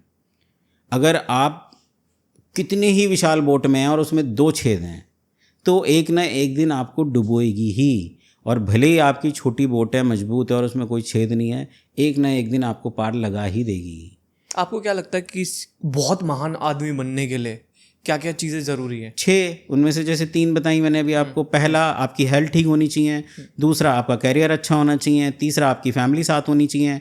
चौथा, सोशल एक्सेप्टेंस होनी चाहिए। आप कितने ही अच्छे हो लेकिन लोग आपको सड़कों पे गालियाँ देते हैं, आपके पीठ पीछे बुराई करते हैं, कोई मतलब नहीं है आपकी सक्सेस का। PR स्ट्रांग होना चाहिए। PR तो नकली भी हो सकता है, जेन्युइनली लोग आपको पसंद करें ना। वो APJ अब्दुल कलाम जैसा होना चाहिए कि चाहे वो है या नहीं है, लोग तारीफ ही करेंगे आपकी। तो चौथा, आपकी सोशल एक्सेप्टेंस होनी चाहिए। 5वां, आपको इन चीज़ों का अहंकार नहीं होना चाहिए। जब ये चारों चीज़ें आएंगी ना तो दिमाग ख़राब कर देगी आपका, कि भाई मेरे तो फैमिली भी अच्छी है, मैं तो फिजिकली भी फिट हूँ, मेरा कैरियर भी पीक पे है, पूरी दुनिया मेरे पीछे भागती है, अब होगा दिमाग खराब। तो आपका दिमाग भी नहीं खराब होना चाहिए। और सबसे इम्पॉर्टेंट और छठी चीज़, कनेक्शन टू सुप्रीम पावर। हमेशा याद रहे कि भैया आपसे ऊपर भी कोई बैठा है जो आपको चला रहा है। आप इस दुनिया में मात्र छोटे से बुलबुले हो जो आए हो और चले जाओगे, बस अपना कंट्रीब्यूशन दे करके जाना है, वही आपकी महानता क्रिएट करेगी। ये 6 चीज़ें आपके पास हैं तो फिर आप भगवान ही हो। लोग आपको फॉलो ही करेंगे, आज नहीं तो कल करेंगे। आपको पता है कि जैसे यहाँ रामायण हुई है, जैसे बाली है तो वहाँ पे भी रामायण मानते हैं। हाँ, और वहाँ पे सबके चेहरे अलग अलग है, नाम अलग अलग है। हाँ। तो ये वही है कि अलग है? नहीं भाई, सेम ही है। मैंने क्या बोला, देश काल पात्र। आप ऐसे समझो, अगर आप नेपाल में जाकर के रामायण करोगे तो वहीं के लोग रामायण को प्ले करेंगे ना। पर यहाँ पे सारे भगवान इंडिया में ही क्यों पैदा हुए? नहीं, ऐसा कुछ नहीं है भाई। आप अगर ग्रीक की सभ्यता देखो तो ग्रीक की सभ्यता में उनके भगवान 5 तरीके के हैं। चाइना में जाओ तो उनके, जापान में जाओ तो उनके, इजिप्शियन में जाओगे तो उनके। हमको लगता है कि हम यहाँ हैं तो दुनिया इतनी बड़ी है। प्रैक्टिकली तो हम ब्रह्मांड में एग्जिस्ट नहीं करते हैं। सबसे पुराना धर्म कौन सा है? सनातन धर्म बोलते हैं लोग। नहीं, इंडियन एक्चुअली बहुत पुराना है। मेसोपोटामिया की सभ्यता भी बहुत पुरानी है, ग्रीस की सभ्यता भी बहुत पुरानी है। ये किसने बताया था कि पृथ्वी से सूरज इतनी दूर है? किसने? यार हमारे पास ये साइंस है तो करा, लेकिन आप सोचो जिस टाइम महाभारत हो रही थी हमारे देश में, उस टाइम इजिप्ट में पिरामिड बन रहे थे, समकालीन है लगभग सेम। तो वो जो पिरामिड बने वो भी तो इतने हाई साइंस के ऊपर बने, सब अलाइन है, तारों की गणना के अनुसार है। तो मतलब वो उनका साइंस भी बहुत ज़बरदस्त था। वो तो फेड हो गया, चला गया। हाँ, नो डाउट हमारा साइंस बहुत पुराना है, बहुत पुरानी सभ्यताओं में से एक हमारी सभ्यता है। लेकिन सबसे पुरानी कहना तो यार मतलब बड़बोलापन होगा कि हाँ हम ही सबसे महान हैं, और भी बहुत महान हुए हैं। तो आपको लगता है आगे इन फ्यूचर रामायण और महाभारत को याद रखा जाएगा? देखो, या भूल जाएंगे टाइम के साथ? ना, 15,000 साल हो गए मोटा मोटा राम को आए और गए, ठीक है। सिर्फ दिवाली का बिजनेस भारत में करीब 20 से 50,000 करोड़ का होता होगा। This is a celebration. पर आजकल के बच्चों को नहीं पता है ये सब चीज़ें। तो भाई यही तो प्रॉब्लम है, हमको नहीं पता तो कौन बताएगा? मतलब इसमें प्रॉब्लम क्या है अगर नहीं पता तो? अच्छा, आप अपने कल्चर को भूल रहे हो, आप अपनी पुरानी चीज़ों को भूल रहे हो, तो क्या वो सही है? बट कल्चर तो बचाया ही नहीं जा सकता। अब आप एक बात बताओ, जो लोग गांव में हैं वो पूरे रीति रिवाज करते हैं, जो भी होता है। शहर में शादी हुई या जो भी कुछ हुआ, अगले दिन से normal life start. Something is always better than nothing ना। ये रामायण हम रामलीला कर क्यों रहे हैं? मतलब हम दिए क्यों जला रहे हैं, या हम लाइटिंग क्यों कर रहे हैं? चलो गिफ्ट ही दे रहे हैं, शो कर रहे हैं, जो भी कर रहे हैं। कोई तो घर में पूछता होगा। जैसे मैं अपने घर में हमेशा हर त्यौहार पे पूछता हूँ कि अगर आज छोटी दिवाली है तो हम क्यों मना रहे हैं, धनतेरस है तो क्यों मना रहे हैं। मेरा सवाल हर साल होता है सेम, ताकि वो रिपीट रहे। आप बताओ, अगर आज कोका कोला और पेप्सी ऐड देना बंद कर दें तो क्या उनकी सेल खत्म हो जाएगी एक ही दिन में? नहीं होगी ना। पर धीरे धीरे खत्म हो जाएगी ना। धीरे धीरे खत्म हो जाएगी। तो वो रोज आपको दिन में 10 बार याद दिलाते हैं कि देखो भाई हम मार्केट में हैं, हम मार्केट में हैं। तो आप भी जितना देखो, मुझे नहीं पता सारी दुनिया क्या करती है। मैं एक चीज़ बताता हूँ आपको। कुछ बच्चों, जैसे मैंने उनसे बात करी तो मैंने पूछा कि तुम्हें पता है राम लक्ष्मण के बारे में? क्या हाँ, महाभारत में थे। हाँ, तो बस बहुत अच्छी बात है। उनको यही नहीं पता कि वो महाभारत में थे कि रामायण में थे। एटलीस्ट उन्होंने महाभारत और रामायण 2 शब्द तो सुने। अब मेरा काम वहाँ से शुरू होता है, क्योंकि मेरे पास भी बहुत सारे लोग आते हैं, मतलब बच्चे आते हैं। मैं कहता हूँ अच्छा बेटा पता है दिवाली कब है? हाँ जी, उस दिन दिवाली है। अच्छा, हम दिवाली क्यों मनाते हैं? क्योंकि उस दिन ना नए कपड़े पहनने होते हैं, क्योंकि उस दिन पटाखे जलाने होते हैं, क्योंकि उस दिन ना कुछ तो हुआ था। इतना तो है, आगे मैं समझाता हूँ। पर हर कोई आपका सब्जेक्ट सुनना पसंद नहीं करेगा, ठीक है। एक चीज़ समझते हैं। और अगर मैं किसी से पूछूंगा भैया महाभारत स्टार्ट कहाँ से हुई, तो बिल्कुल स्टार्टिंग कहाँ से हुई? तो गंगा से स्टार्ट हुई थी। उसके बाद उनके पुत्र हुए, ये हुआ वो हुआ, फलाना ढिमकाना, फिर लंबा बढ़ता चला गया वो। तो लोग इतने स्पेसिफिकेशन में तो कभी नहीं जाएंगे। कोई बात नहीं, जितना जान लो उतना अच्छा है। अमृत की एक बूंद भी देखो, कोई ज़रूरी नहीं है कि आप पूरा खेत सजाओ। आप एक पेड़ भी लगाओ और सब एक पेड़ लगाएंगे तो हरियाली तो आ ही जाएगी। मैं ये क्यों सोचूं कि सारी दुनिया करेगी क्योंकि मैं ही नहीं कर रहा। मैं अपने हिस्से का तो दूं। मैं देखो, आपने पूरी पिक्चर का ठेका नहीं उठाया है, you are playing your role. तो play your role at your best. आप डायरेक्टर नहीं हो पिक्चर के, डायरेक्टर कहीं और बैठा है, तो मैं तो अपना रोल करके जाऊँ, ये क्यों सोचूं कि वो खराब रोल कर रहा है या वो नहीं कर रहा तो मैं भी बैठ जाऊँ। तो मेरे हिस्से का जो है वो तो मैं करूँगा, आज जो मैं कर सकता हूँ मैं करूँगा। महात्मा गांधी सोच लेते कि भाई साहब मैं अकेला ही क्यों डंडा लेकर के चल पड़ूँ, अरे यार लोग जुड़ते गए, काफिला बनता गया। ऐसे ही तो होता है। अगर आज मेरी आंख खुली और मैं अपने कल्चर के बारे में लोगों को जीवंत करने की कोशिश करता हूँ तो मैं अपना रोल तो दूंगा। शायद 10,000 लोग सुनेंगे, 10 को समझ आएगा, वो आगे 10,000 को बोलेंगे, 10 को समझ आएगा। वही रूल चल रहा है भाई। ऋषियों ने भी तो चतुर्वेदी द्विवेदी, आज भी आप बोलते हो ना, और भाई साहब चतुर्वेदी साहब क्या हाल चाल है। अब आप कल से उन्हें अवेयर करो कि यार आपको पता है आप तो 4 वेदों के ज्ञाता हो, भले ही उन्हें ना पता हो, मैं तो यही बोलता हूँ। और भाई साहब आप तो 2 वेदों के ज्ञाता हो, आप तो उस खानदान से बिलोंग करते हो जिन्होंने 2 वेद कंठस्थ किए थे, तो उन्हें नहीं पता होता तो वो आगे जाकर के बच्चों को बताएंगे, उनके बच्चे बताएंगे भाई। और बताओ और क्या तरीका है। आप अपने कल्चर को ऐसे ही जिंदा रख सकते हो ना। आप दिए से दिया जलाओगे तो एक दिन पूरी जंगल को रोशन कर दोगे, वरना अंधेरा तो है ही।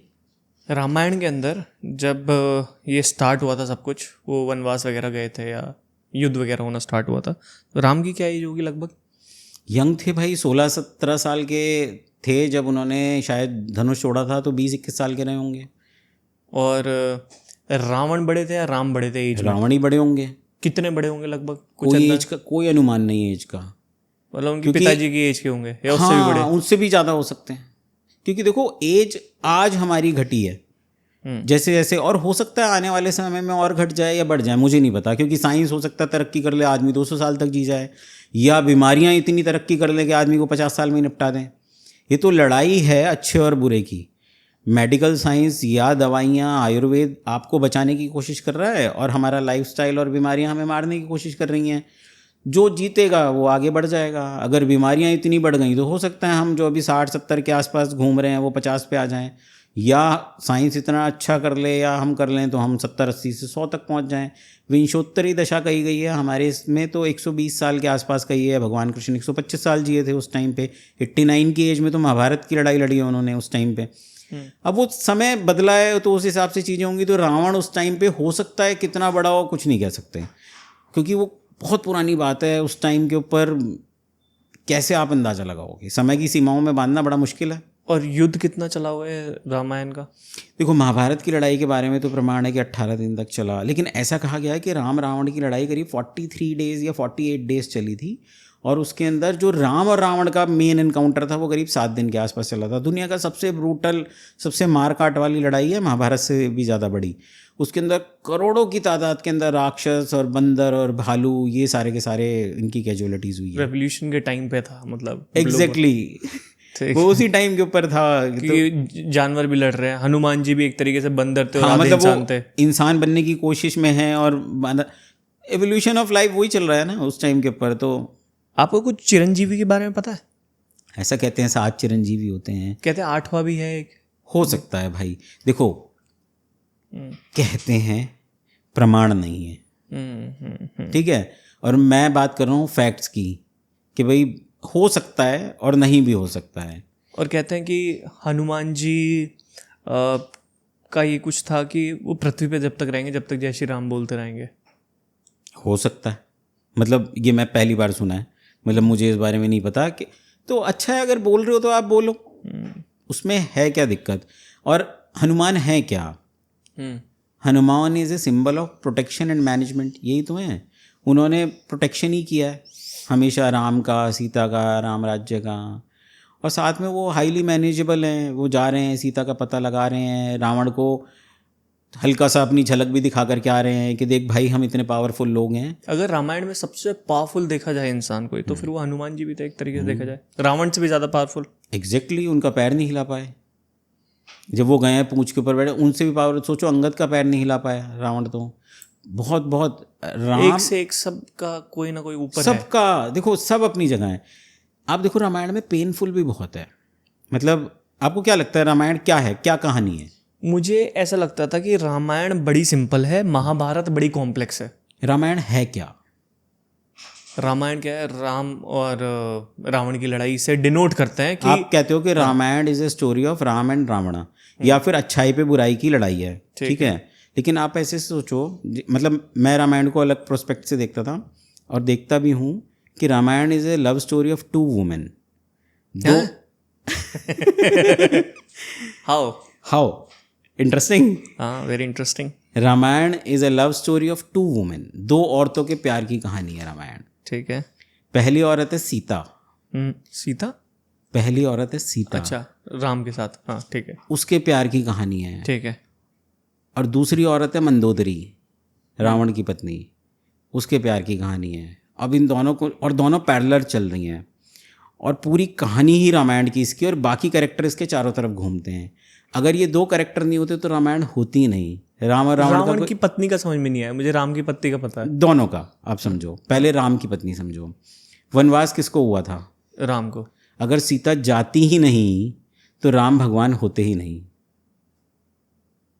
अगर राम जाते ही नहीं, सीता जाती ही नहीं वनवास, हाँ, तो राम रावण को कैसे मारते, क्या हराते, वो क्या चुराता? समझ गया. ठीक है, चलो. ठीक है. लेकिन सीता पूरी रामायण में 5 से 6 जगह रिबेलियस हो गई उस टाइम पे.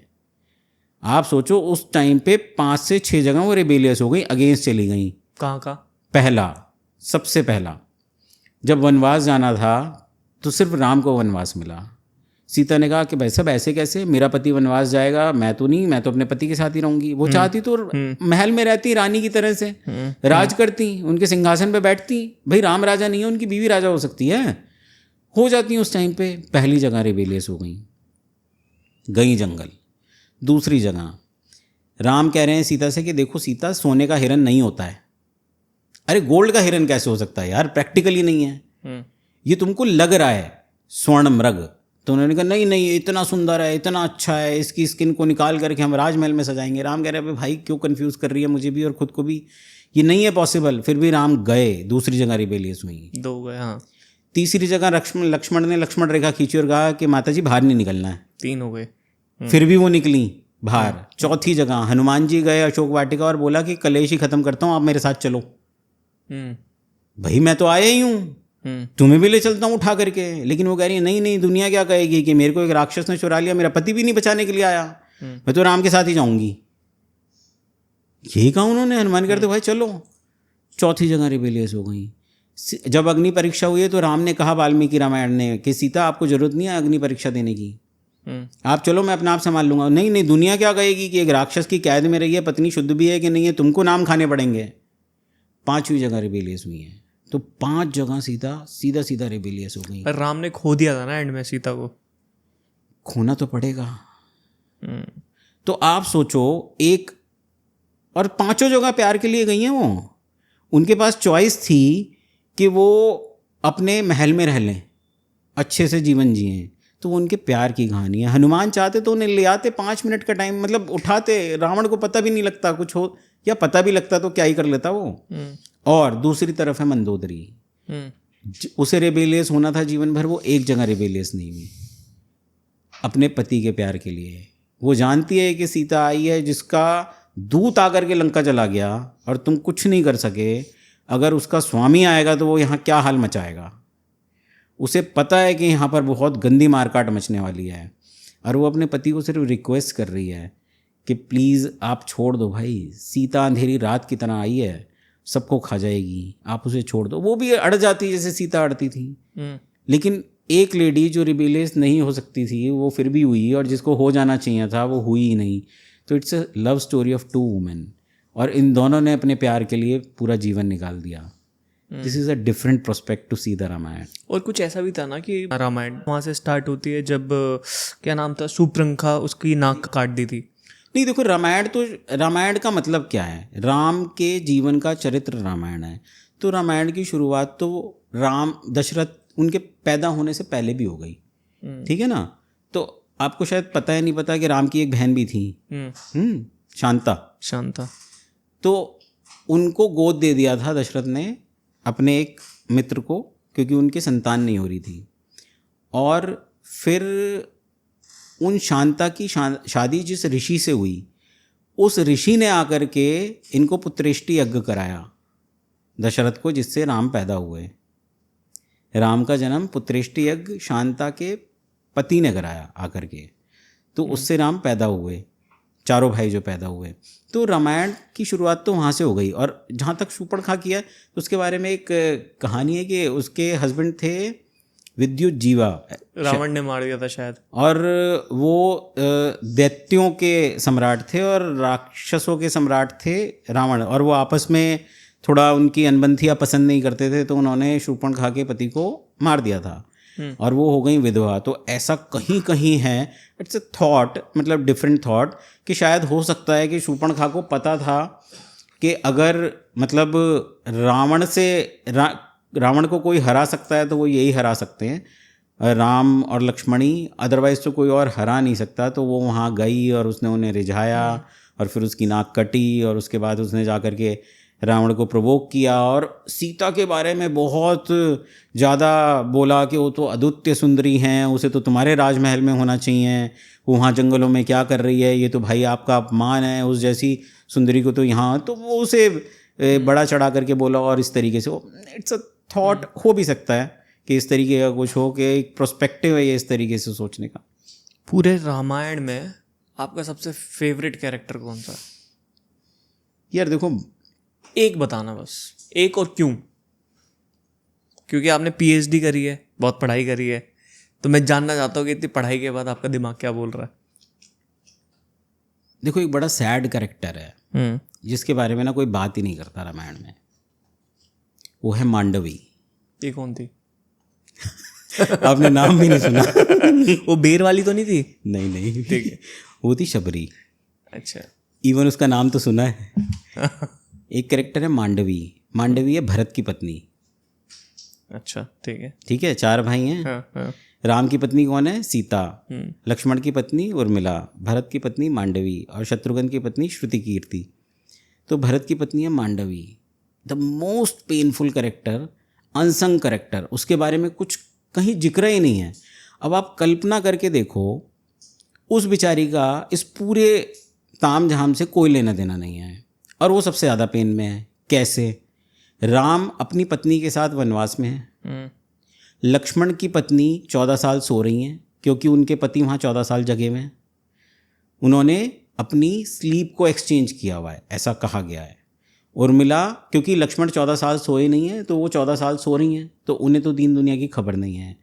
शत्रुघ्न की पत्नी राजकाज में शत्रुघ्न का साथ दे रही हैं, अयोध्या के अंदर हैं।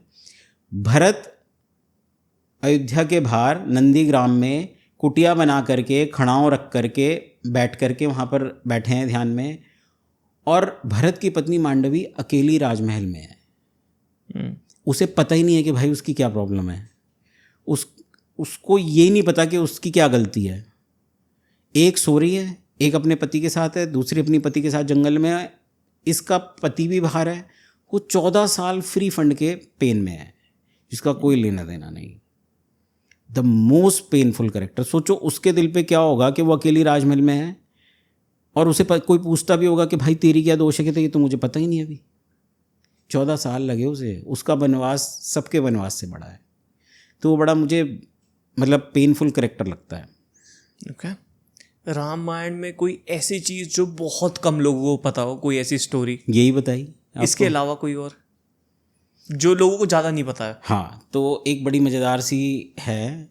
आपको पता है कि हनुमान जी को पंचमुखी हनुमान जी भी होते हैं? हाँ, सुना है। वाय पंचमुखी? क्योंकि वो तो एक ही मुंह के हैं, तो ये भी ना रामायण से ही जुड़ी हुई है।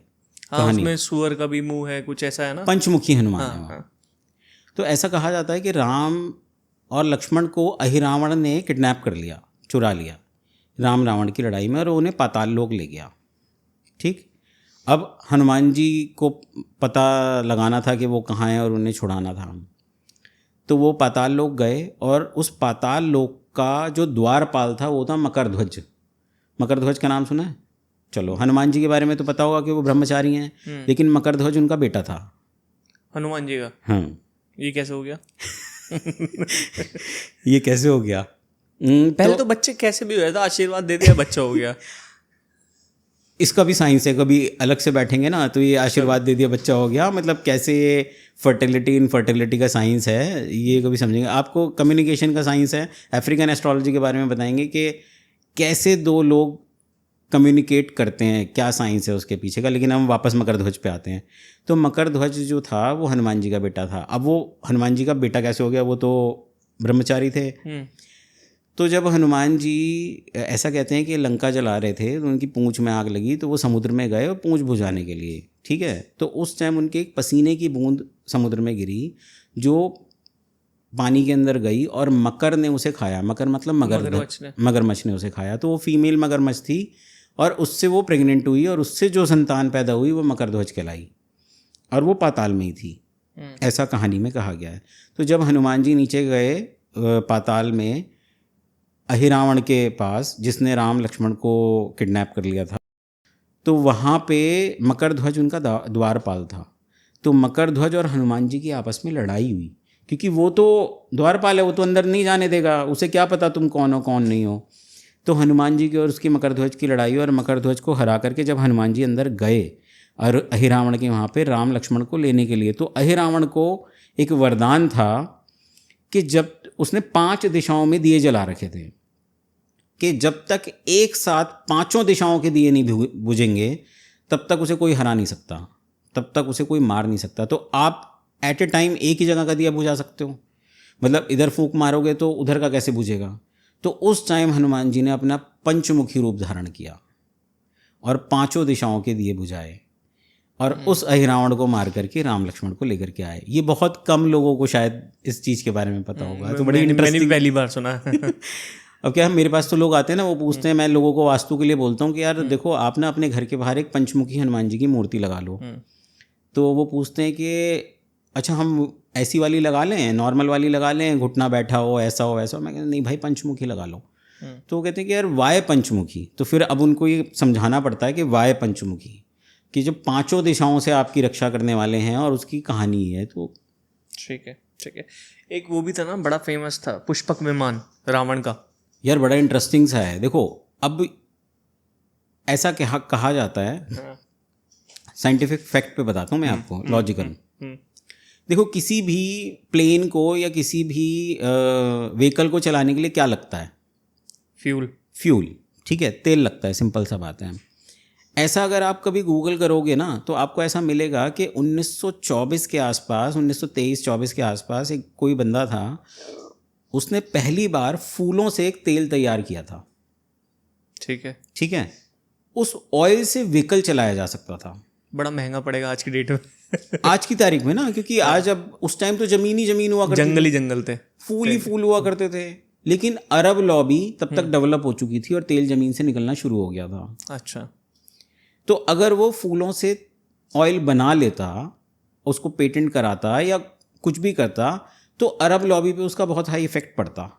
तो उसको मरवा दिया या उसकी थ्योरी को दबा दिया गया। खबर है, मतलब इसका प्रमाण कुछ नहीं है, लेकिन ऐसा बहुत जगह कहा गया है कि उस बंदे ने फूल से बना लिया था। अब पुष्पक ही उसका नाम क्यों रखा गया? फूल के उससे चलता, क्योंकि फूल के ऑयल से चलने वाला विमान हो। पहले लगा करता था कि यार पुष्पक विमान क्यों लग रहा है, फूल की तरह उड़ता था। नहीं, ये जब ये थ्योरी आई कि उस ऑयल से भी किसी व्हीकल को चलाया जा सकता है, तो समझ में आया कि रावण के पास शायद वो टेक्निक थी, क्योंकि उस टाइम तो जमीन से तेल निकाला नहीं था उसने, और किसी के पास नहीं था ना ये विमान, और किसी के पास था ही नहीं। और किसी को देख कर अचंभा होता होगा, भाई ये क्या चीज़ उड़ रही है। एग्जैक्टली, अभी श्रीलंका में 3 या 4 लैंडिंग साइट्स मिली हैं उसकी, मतलब हेलीपैड की तरह पुरानी, जो कि प्लेन की लैंडिंग साइट से गुफाओं के अंदर। आप कह रहे हो ना प्रमाण कहाँ हैं, आप जाओ तो देखो। और कैसे पता कि वो उसकी वो है? वहाँ पर दीवारों के ऊपर पुराने, हजारों साल पुराने प्लेन के चित्र बने हुए हैं, उनके लैंड करते हुए के फोटो हैं, और वो एग्जैक्ट जो लोकेशन है वो इस तरीके की है, वहाँ पर एक छोटा कोई प्लेन या हेलीकॉप्टर लैंड हो सकता है। अभी कुछ टाइम पहले मिला है, कुछ टाइम पहले मिला है। और वो विमान दिखने में कैसा हुआ करता है? नहीं, प्लेन नहीं मिला है, लैंडिंग साइट मिली है। ठीक है, उसमें चित्र तो बना रखा होगा उसका, नॉर्मल जैसा बोट, उड़ती हुई बोट, पंख वंख टाइप की कुछ। मतलब आज के प्लेन का कोई एकदम क्लासिकल वर्जन होगा जो कि ओपन टाइप का होगा, मिनिमलिस्टिक टाइप का। हाँ एग्जैक्टली, अब तो थोड़ा सोफिस्टिकेटेड टाइप का हो गया। उस टाइम उनका वो भाई, उस टाइम पे प्लेन होना ही अपने आप में आप सोचो कि क्या जबरदस्त चीज़ थी। और नाम भी इसीलिए पुष्पक रखा गया क्योंकि वो पुष्प के फूल से चलने वाला, ऐसा कहा गया है क्लासिक्स में, तो इसलिए पुष्पक विमान है। बहुत बढ़िया। आपको पता है कि नोएडा में और कहीं बहुत सारी जगह में रावण के मंदिर हैं? होंगे भाई, बिल्कुल। और लोग पूछते हैं रावण को। हाँ, ऐसा तो नहीं है कि रावण सही भी हो सकता है, लोगों ने उसे मिसअंडरस्टूड करा हो? देखो आप ऐसे समझो, दिन की इम्पोर्टेंस क्यों होती है? क्योंकि इंसान काम कर सके? नहीं, क्योंकि रात की एग्जिस्टेंस है। अगर आपको 24 घंटे दिन दिखे तो आप दिन से भी इरिटेट हो जाओगे। करेक्ट है ना? राम के मंदिर इसलिए हर जगह हैं क्योंकि रावण था। रावण नहीं होता तो ऐसे आप बताओ, दशरथ से पहले और दशरथ राम के बाद किसको आप जानते हो? क्यों नहीं जानते ना? मैंने सबसे पहले क्या बोला था, आपको कुछ ऐसा करना पड़ता है जिसके लिए आप रोल मॉडल बनो। ठीक, तो राम ने वो ऐसा किया जिससे वो रोल मॉडल हुए। तो उन्होंने क्या किया? पहला अपनी फैमिली के लिए, अपने पिता के लिए, अपनी माता के लिए बलिदान दिया और चले गए, जो कि बहुत ही ज़्यादा बड़ी बात है। आप 14 साल के लिए जाते हो जिसमें आपका कोई दोष भी नहीं है। ठीक, और दूसरा उन्होंने हजारों साल या सैकड़ों साल की जो वो राक्षसों की सत्ता थी उसको ललकारा नंगे पैर, और उससे वो जीते वो वहाँ पे। ठीक है, तो राम इसलिए राम बने क्योंकि उन्होंने इतनी सारी बुराइयों को समाप्त किया। ठीक, तो बुराइयों को पूजने वाले भी तो लोग होंगे। आज बताओ, दिन में काम करने वाले लोग हैं तो क्या रात को काम करने वाले लोग नहीं हैं? तो रात का भी अस्तित्व है। तो जो लोग रावण को फॉलो करने वाले, क्योंकि देखो उससे ज़्यादा बड़ा म्यूजिशियन कोई नहीं है। देखो उसने एक किताब लिखी रावण संगीता, उसने नहीं लिखी, मतलब बाद में लिखी। राम को भी लक्ष्मण को रावण के पास भेजना पड़ा अंतिम समय में कि जा भाई इससे सीख क्या। जब रावण मर रहा था तो राम ने कहा इस जैसा ना हुआ ना होगा, इस लेवल का आदमी है, तो लक्ष्मण जाओ इनसे ज्ञान लो। तो राम अपने भाई को भेजते हैं उसके पास में, और रावण जो ज्ञान देता है बाद में उसे रावण संगीता कहा गया। तो आयुर्वेद का सबसे बड़ा जानकार, तंत्र का सबसे बड़ा जानकार, ज्योतिष का सबसे बड़ा जानकार, म्यूज़िक का सबसे बड़ा जानकार, मतलब वो अहंकार, क्रोध, कुछ वो एक बूंद जो है ना कढ़ाई के अंदर, वही आदमी को खराब करती है। तो वो इसके अंदर था। तो उससे बड़ा ज्ञानी तो है नहीं, उसे 10 दिशाओं का ज्ञान। हम वास्तु में क्या कहते हैं, 8 दिशाएं होती हैं, उसको 2 दिशाओं का एक्स्ट्रा ज्ञान था, आकाश और पाताल, इसीलिए उसको 10 दिशाओं का ज्ञान है उसके पास में। तो वो इसलिए शायद कुछ लोग उसकी भी पूजा करते होंगे। वैसे कमाल है, राम के साथ रावण भी अमर हो गया, देखा एग्जैक्टली, है ना? और एक और कमाल की बात यह है, रामायण लोगों को याद है, महाभारत याद है, फिर गांधी जी याद है। ठीक बात है, इसके बीच में भी कितने लोग आए और कितने कोई चले याद गए। नहीं है उसके बीच में, किसको याद है? गांधी जी हमें रोज देखते हैं नोट के ऊपर, इसलिए याद है। हाँ नोट पे रोज देखते हैं इसलिए याद है भाई, बात तो सही है। लेकिन उसके बीच में भी भाई बहुत लोग हुए हैं, ऐसा नहीं है। मतलब जैसे मैंने आपको बताया, कबीरदास जी ने एक शब्द दे दिया, अगम्य। आप इस एक शब्द में ना पूरा संसार छुपा है। उन्होंने क्या बोला, जो चीज़ अननोएबल है उसको जानने के लिए आपको वो बनना पड़ेगा। उन्होंने कहा कि ब्रह्मांड को जानने के लिए ब्रह्मांड हो जाओ।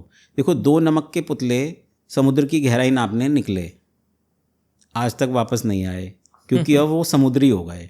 तो समुद्र की गहराई नापने के लिए आपको समुद्र ही होना पड़ेगा। समुद्र की गहराई क्या है? अगम्य है तो सही, लेकिन जाना नहीं जा सकता। उसे जानने के लिए आपको वो खुद होना पड़ेगा।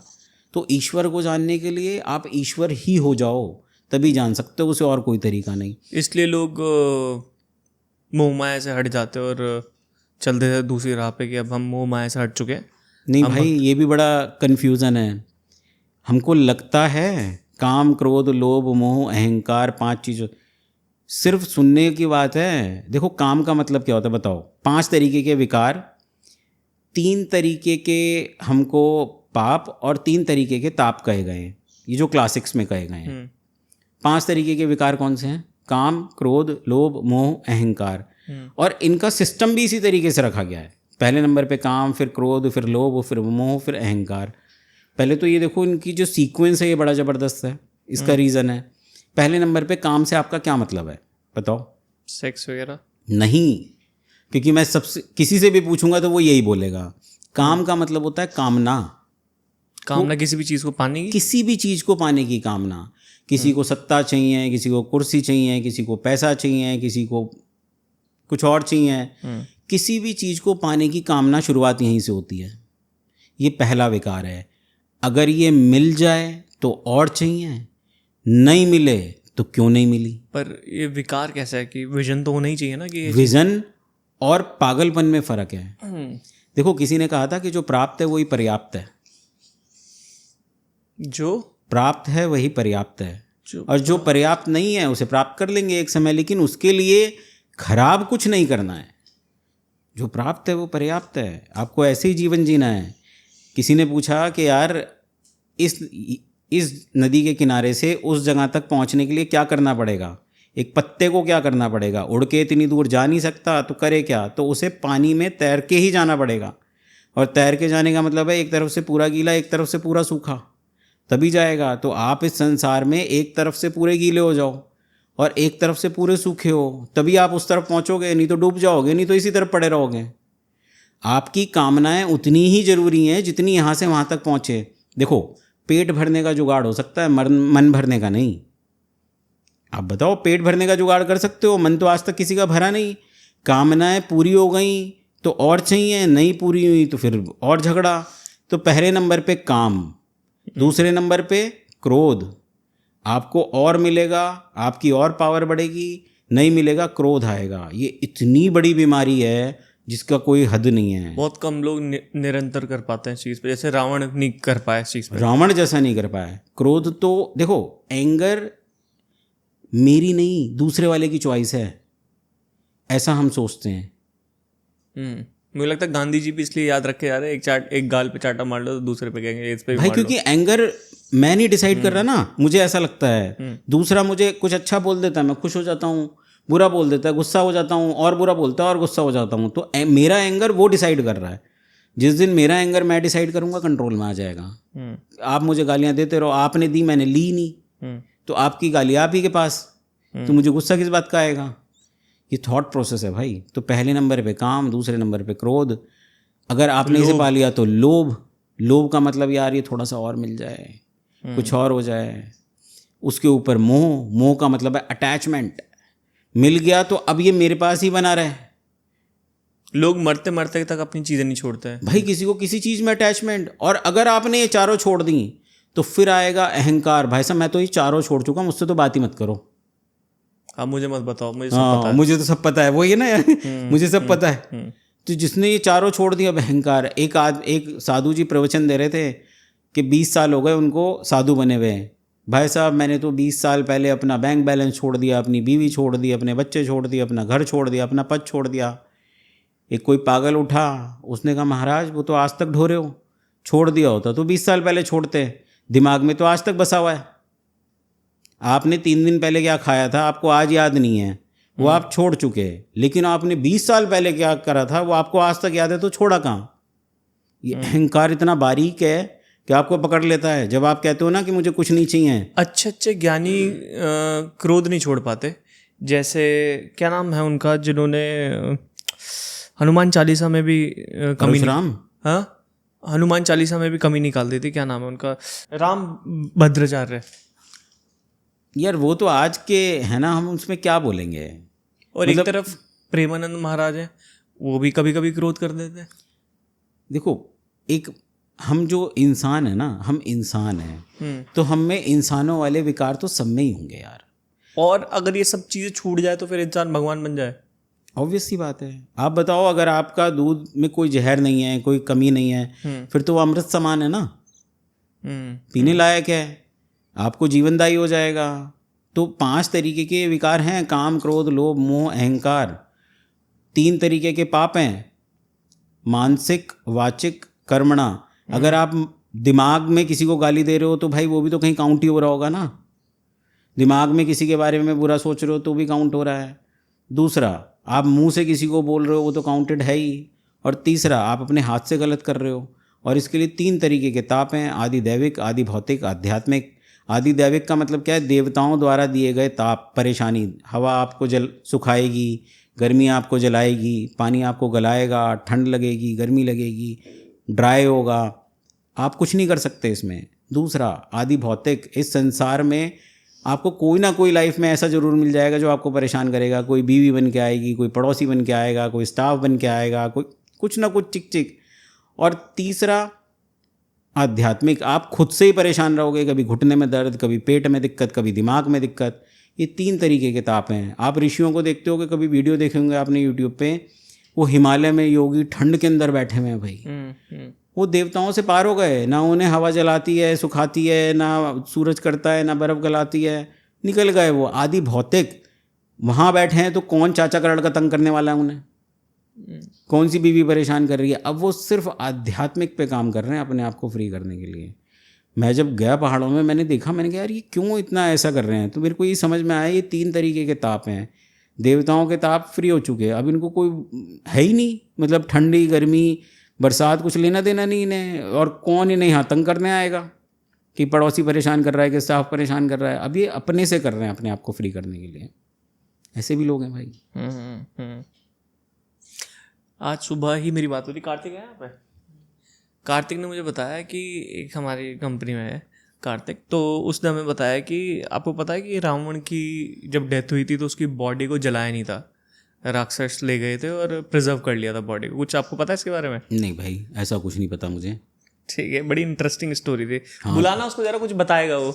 यार बहुत सारी कहानियां हैं ना रामायण के बारे में, 10,000 कहानियां होंगी। और उसमें ना सबके अपने अपने प्रोस्पेक्ट हैं। जो सबसे ऑथेंटिक है वो वाल्मीकि है। वाय वाल्मीकि? पता नहीं, क्योंकि वाल्मीकि उनके समकालीन है। समकालीन का मतलब होता है उसी टाइम के हैं वो, तो इसलिए उनकी रामायण के अंदर जो लिखा है वो ज़्यादा ऑथेंटिक है। जैसे आज की तारीख के अंदर अगर कोई कहे आज से 150 साल बाद कि और एक टाइम हुआ करता था कोविड का और उस टाइम ऐसा था वैसा था, अब उसमें वो 4 स्टोरियाँ जोड़ के भी बता सकता है। लेकिन कोई हमसे पूछेगा तो हमने तो फेस किया है उस पीरियड को ना, तो हम उसे ज़्यादा ऑथेंटिक तरीके से बता पाएंगे। क्या कह रहे थे तुम रावण के बारे में कि उसकी बॉडी को प्रिजर्व कर लिया? हाँ सर, वो मतलब ऐसा माना जाता है, बहुत लोग बोलते हैं कि जब रावण का मतलब रावण मरा था तो उसका दहन नहीं हुआ था, तो उसके शव का जो उसके लोग थे उसके शव को लेके चले गए। और फिर उस शव का कहाँ लेके गए, कुछ चीज ऐसा मतलब कुछ फिक्स नहीं है, लेकिन बहुत लोग बोलते हैं। है तो इंटरेस्टिंग इसके बाद की भी हो सकता है, क्योंकि कहीं ये लिखा है कि रावण की मृत्यु के पश्चात कहते हैं 1 लाख पूत 1.25 लाख नाती, उस रावण घर दिया न बाती। तो उसके 1 लाख बेटे और 1.25 लाख नाती पोते थे, और उसके घर में कोई दिया जलाने वाला नहीं था, ऐसा कहा गया।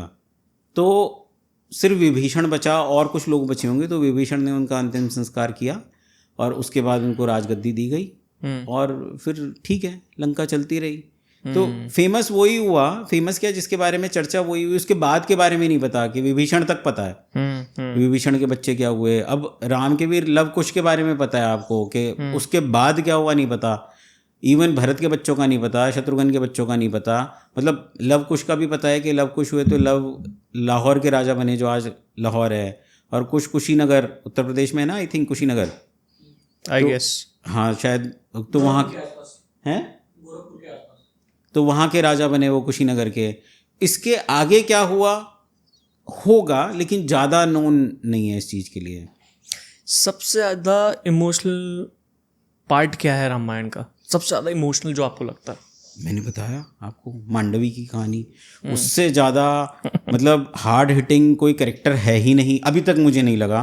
मतलब मैंने बहुत बार अलग अलग प्रोस्पेक्ट से पढ़ने की कोशिश करी। जैसे रामायण की कहानी सिर्फ राम के प्रोस्पेक्ट से है, ठीक है, कि राम से शुरू होती है और राम तक चली जाती है। तो मैंने कोशिश करी कि रामायण को अलग अलग प्रोस्पेक्ट से पढ़ें। अगर ये कहानी सीता ने लिखी होती, सीता के प्रोस्पेक्ट से होती तो वो कैसी होती, अगर मंदोदरी के प्रोस्पेक्ट से होती तो वो कैसी होती, विभीषण के प्रोस्पेक्ट से होती तो वो कैसी होती। तो मैंने मांडवी के प्रोस्पेक्ट से देखा कि जब वो 14 साल वहाँ सब हो रहा था तो यहाँ अयोध्या में क्या हो रहा होगा और उसके साथ क्या हो रहा होगा। तो आप सोचो वो कितना पेनफुल है वो, कि कुछ नहीं पता आता उसे, कुछ है ही नहीं भाई। वो 14 साल सन्नाटे में गया, उसके लिए एक एक दिन पता नहीं कैसे निकलता होगा। वहाँ तो चलो हो रहा है जो भी इवेंट हो रहा है, एक आदमी भक्ति में है, एक राजकाज में लगा हुआ है, एक वहाँ पर है, वो उसको पता ही नहीं है कि क्या करना है उसे। मेरा एक और सवाल है कि रामायण से स्पेशली एंटरप्रेन्योर्स क्या लेसन ले सकते हैं? ठीक है, देखो बहुत बढ़िया सवाल है। रामायण से ना बहुत सारी चीज़ें सीख सकता है आदमी बिजनेस के अंदर। देखो रामायण में कहा गया है कि धीरज धर्म मित्र और नारी आपतकाल परखिए चारी। धीरज आपके पेशेंस को, धर्म आपकी रिस्पॉन्सिबिलिटी को, मित्र आपके फ्रेंड को, और नारी मतलब आप अपने पार्टनर को, ठीक है। हमेशा बुरे वक्त में परखो, अच्छे में तो साथ ही होंगे, ठीक। तो आपको चूज़ योर फ्रेंड वाइजली। देखो किसी ने कहा था कि दोस्ती जब किसी से की जाए दुश्मनों की भी राय ली जाए, तभी लाइफ में आगे चलते हैं। तो बिजनेसमैन के लिए हर कदम के ऊपर दोस्ती, पार्टनरशिप, रिलेशनशिप, ये देखना है। पहली चीज़, अपने आप को कूल रखना है हमेशा। अगर आपको राम जैसा होना है तो राम जैसा ही कूल होना पड़ेगा। किसी भी परिस्थिति में राम क्रोधित नहीं हुए एक आध जगह को छोड़ करके पूरी रामायण के अंदर, क्योंकि गुस्सा वो उबलता हुआ पानी है जिसमें आप अपना चेहरा देखने की कोशिश कर रहे हैं, तो उसमें दिखेगा कुछ नहीं, ब्लरी दिखेगा। पानी शांत होगा तभी आप देख पाएंगे। तो आपको कूल रहना है, काम रहना है, कंपोज रहना है, फोकस्ड रहना है और प्लानिंग करनी है। एक दो भाई जंगल में अकेले, उनके पास कोई साधन नहीं, कोई संसाधन नहीं, और लंका के राजा के पास उस टाइम पे एरोप्लेन था, मतलब उस टाइम पे एरोप्लेन, जब हमारे राम जी के पास घोड़े भी नहीं थे, और उन्होंने पुल बना दिया, पुल बना करके उसको हरा दिया। तो ये कैसे किया होगा? आप अपने अवेलेबल रिसोर्सेज से क्या जीत हासिल कर सकते हैं, रामायण सिखाती है आपको। आप 14 साल वनवास में कैसे काटते हैं। वनवास का मतलब क्या है? Hard time. हर किसी की लाइफ में हार्ड टाइम होता है ना, मतलब बिजनेस ऊपर चल रहा है, नीचे चल रहा है, अच्छा चल रहा है, बुरा चल रहा है, फैमिली में दिक्कत है, घर पे दिक्कत है, सोसाइटी में दिक्कत है, लोन की दिक्कत है, पेमेंट की दिक्कत है। ये क्या है? वनवास ही तो है ना एक तरीके का। आप वहाँ पर कैसे करते हैं, जो उपलब्ध साधन है उनका कैसे मैक्सिमम यूटिलाइज करते हैं। बंदरों से पुल बना करके लंका जीतना खाने का काम नहीं है ना भाई। करेक्ट। तो आप कैसे लिमिटेड रिसोर्सेज से अनलिमिटेड गेन क्रिएट करते हैं, रामायण यही सिखाती है आपको। अमेजिंग अमेजिंग, बढ़िया लेसन है। एक और चीज़ के ऊपर बात करते हैं। आप कुछ बता रहे थे ना कि अफ्रीकन एस्ट्रोलॉजी, कुछ उसके बारे में बताओ कुछ। देखो 5 तरीके की एस्ट्रोलॉजी होती है, Indian, Chinese, western, African, Egyptian. और अफ्रीकन ही क्यों बोला आपने? कुछ इंटरेस्टिंग है क्या इसके अंदर? यार अफ्रीकन एस्ट्रोलॉजी बहुत डिफरेंट है। मैं अफ्रीका गया सीखने के लिए एस्ट्रोलॉजी, तो इसकी स्टोरी समझाता हूँ। अच्छा, कहानी है इसके पीछे, ठीक है, बड़ी अच्छी सी। अब आप मुझे ऐसे बताओ कि आप और मैं बात कर रहे हैं तो उसके पीछे का क्या साइंस है। बिल्कुल बेसिक सवाल है, एकदम केजी नर्सरी वाला, इसमें दिमाग नहीं लगाना है। मैं अफ्रीका गया था तो वहाँ के लोग बिल्कुल एकदम सादा ग्राउंड लेवल पे बात करते हैं आपसे। कोई कॉम्प्लिकेटेड सवाल नहीं है जिसमें आपको दिमाग यूज़ करना है। मैं और आप बात क्यों कर पा रहे हैं, एक दूसरे की बात क्यों समझ रहे हैं? क्योंकि हम एक कॉन्टेक्स्ट के ऊपर बात कर रहे हैं। नहीं, और भी बेसिक आंसर, क्योंकि हमें मज़ा आ रहा है। नहीं, और भी बेसिक आंसर। और अभी आप ये 7th 8th क्या आंसर दे रहे हो, मुझे केजी वाला सवाल का जवाब चाहिए। एक बच्चे से पूछोगे तो वो क्या बोलेगा? क्योंकि मैं बात करना चाहता हूँ। क्योंकि मैं और आप हिंदी में बात कर रहे हैं, बिल्कुल बेसिक। आप और मैं इसीलिए बात कर पा रहे हैं और समझ पा रहे हैं क्योंकि हम एक सेम भाषा में बात कर रहे हैं। अब मान लो मैं चाइना चला गया, ठीक है, मुझे मैंडेलिन नहीं आती, उन्हें हिंदी इंग्लिश नहीं आती। अब कैसे बात करेंगे? ये मत बोलना कि ट्रांसलेटर चाहिए। इशारों में बात करेंगे। इशारों में बात करेंगे। मैं हाथ से कुछ इशारा करूंगा, खाना पीना, कहीं जाना है, समझ में आ जाएगा। अब मैंने एक कुत्ता पाल लिया, कुत्ते को तो इशारा भी नहीं आता, लेकिन फिर भी एक टाइम के बाद वो मेरी भाषा समझ लेगा। लोग कबूतर उड़ाते हैं, पक्षियों की भाषा समझ लेते हैं। आप चिड़ियाघर में जाते हो या सर्कस में जाते हो तो वहाँ पर लोग शेर को भी काबू में कर रहे होते हैं और शेर भी उनकी भाषा समझ लेता है। तो अगर हिंदी या इशारा ही सिर्फ भाषा का कम्युनिकेशन होता तो फिर शेर कैसे समझ रहा है या कबूतर कैसे समझ रहा है? तो एक्चुअली दो लोग आपस में बात किस साइंस पे कर पाते हैं? क्या साइंस है, क्या लगता है आपको? Neuro science. तो देखो, दो लोग इसलिए बात कर पाते हैं या तब बात कर पाते हैं जब वो सेम वेवलेंथ पे होते हैं। साइंस ऑफ वेवलेंथ है। दुनिया में हर लिविंग और नॉन लिविंग थिंग की एक वेवलेंथ होती है। जो सामने ग्लास रखा है इसकी भी एक वेवलेंथ है, आपकी, मेरी, इस माइक की, कैमरे, लाइट, हर किसी की एक वेवलेंथ होती है। लेकिन जब दो लोग सेम वेवलेंथ पे होते हैं तो कम्युनिकेशन क्रिएट होती है, ठीक है। तो African astrology totally based on wavelength है। अब उनको कोई लेना देना नहीं है आपके जुपिटर, सैटर्न, मरकरी से, ठीक। वो आज भी अपने उसी तरीके से जी रहे हैं, इतना ज़्यादा उनके पास वो टेक्नोलॉजी वाला सिस्टम नहीं है। तो जब मैं वहाँ रहा तो मैंने उनसे ये सीखा। वो कहते हैं कि देखो, कभी कभी ऐसा होता है कि आप किसी आदमी से फर्स्ट टाइम मिलते हो, कोई लेना नहीं, कोई देना नहीं, कोई मतलब नहीं, और 10 मिनट में आपका सर भारी हो जाता है उसके साथ में। आप कहते हो कि चल भाई निकल यहाँ से, हो गई कम्युनिकेशन, विल टॉक लेटर करके निकल जाते हैं। उसने कुछ लिया नहीं, कुछ दिया नहीं, और किसी के साथ 2 घंटे निकल जाते हैं। आप कहते हो अरे यार 2 घंटे निकल गए, उसने भी कुछ लिया दिया नहीं।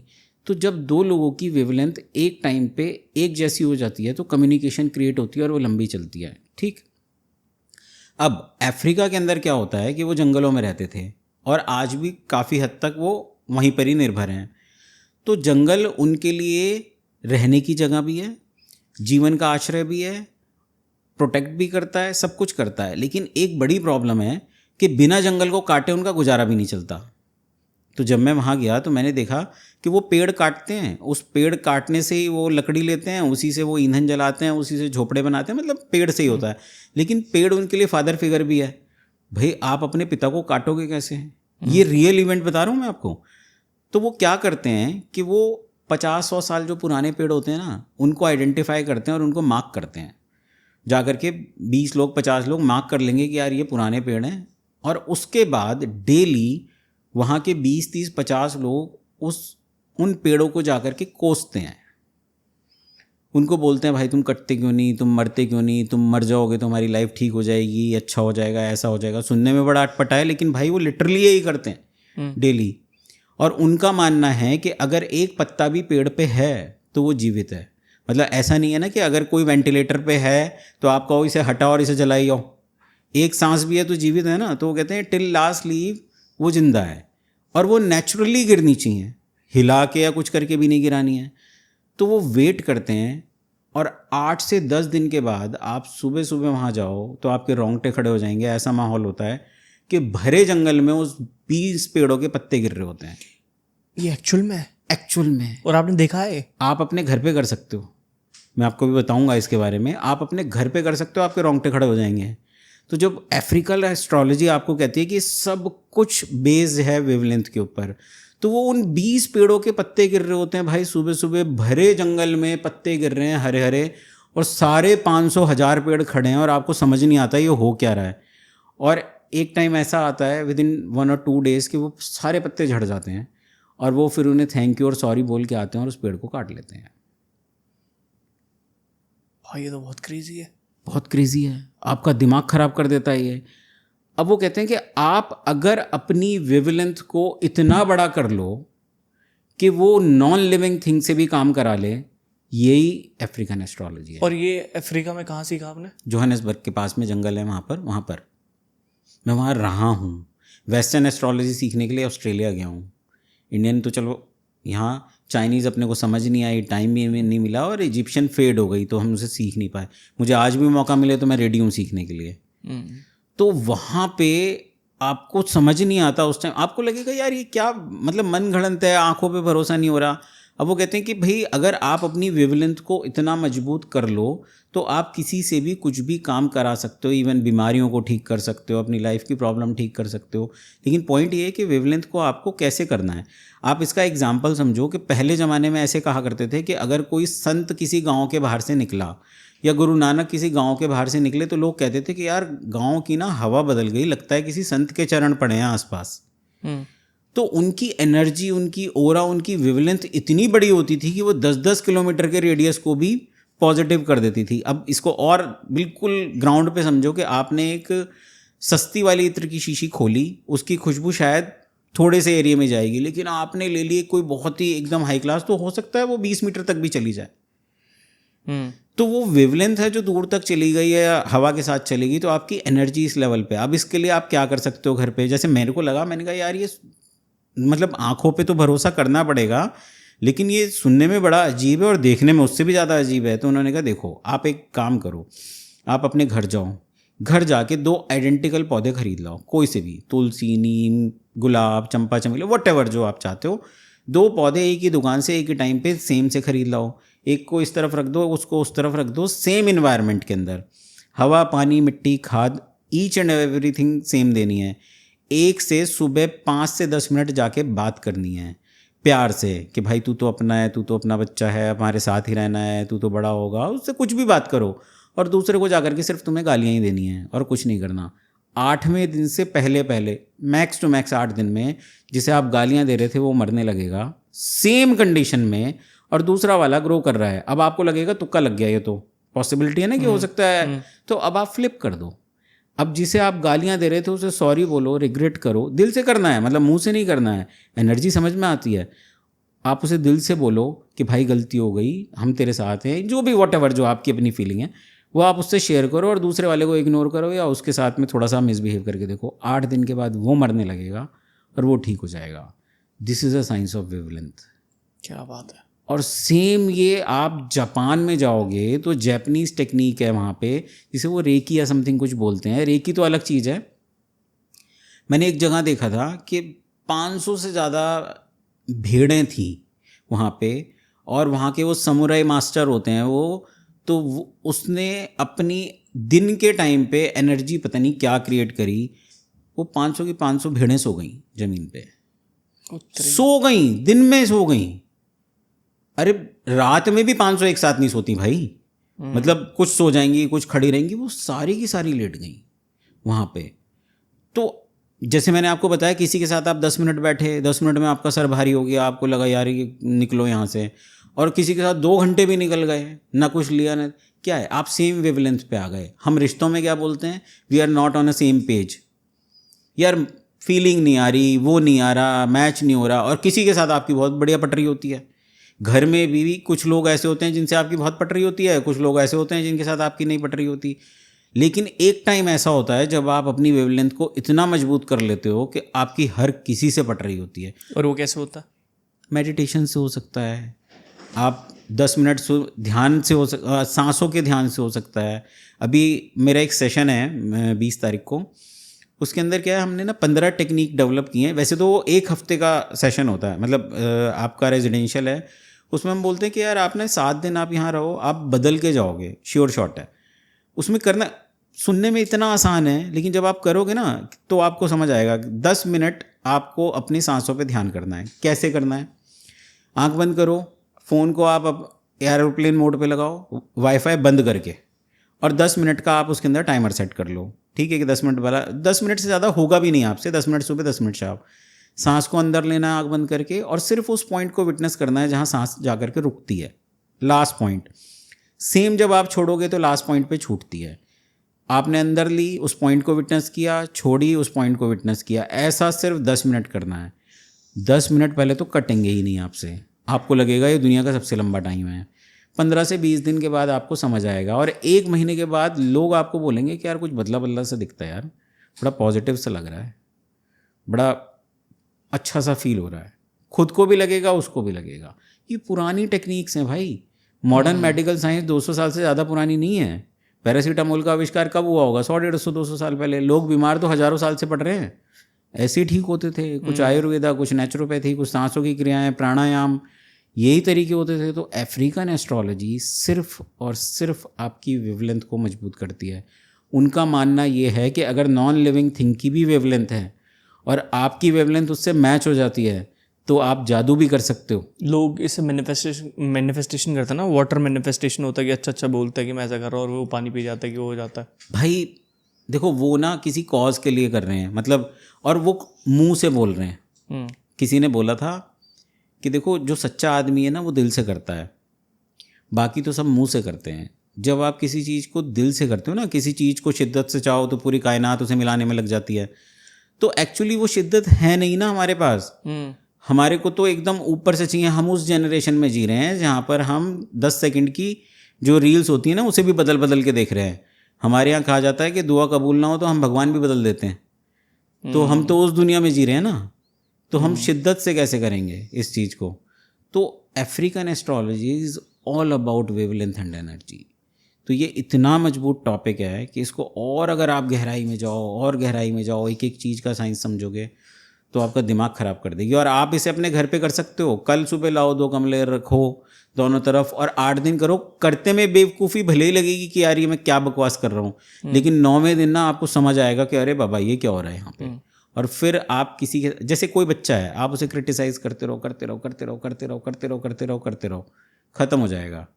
क्रिटिसिज्म भी उतना ही करना है जितना ज़रूरी हो, ठीक है ना। तीखा भी उतना ही डालना है जो स्वाद बढ़ाए। ये ना हो कि पूरा ही तीखा हो जाए। कुछ भी चीज़ अति में खराबी होती है। तो आप प्यार अति में कर लो, लेकिन इतना भी नहीं कि वो चिपकने लगे। मीठा भी इतना नहीं डालना है ना। तो आप अपने घर पे कर सकते हो और आपको इसके रिजल्ट मिलेंगे, 110% मिलेंगे भाई। विशाल भाई बहुत मज़ा आया यार आपसे बात करके। सेम, मुझे भी बहुत मज़ा आया भाई। कोई आखिरी नोट आप देना चाहते हो? मस्त रहो, स्वस्थ रहो। थैंक यू सो मच भाई, बहुत मज़ा आया। एंड आई होप हम दोनों दोबारा मिलने वाले विद डिफरेंट टॉपिक।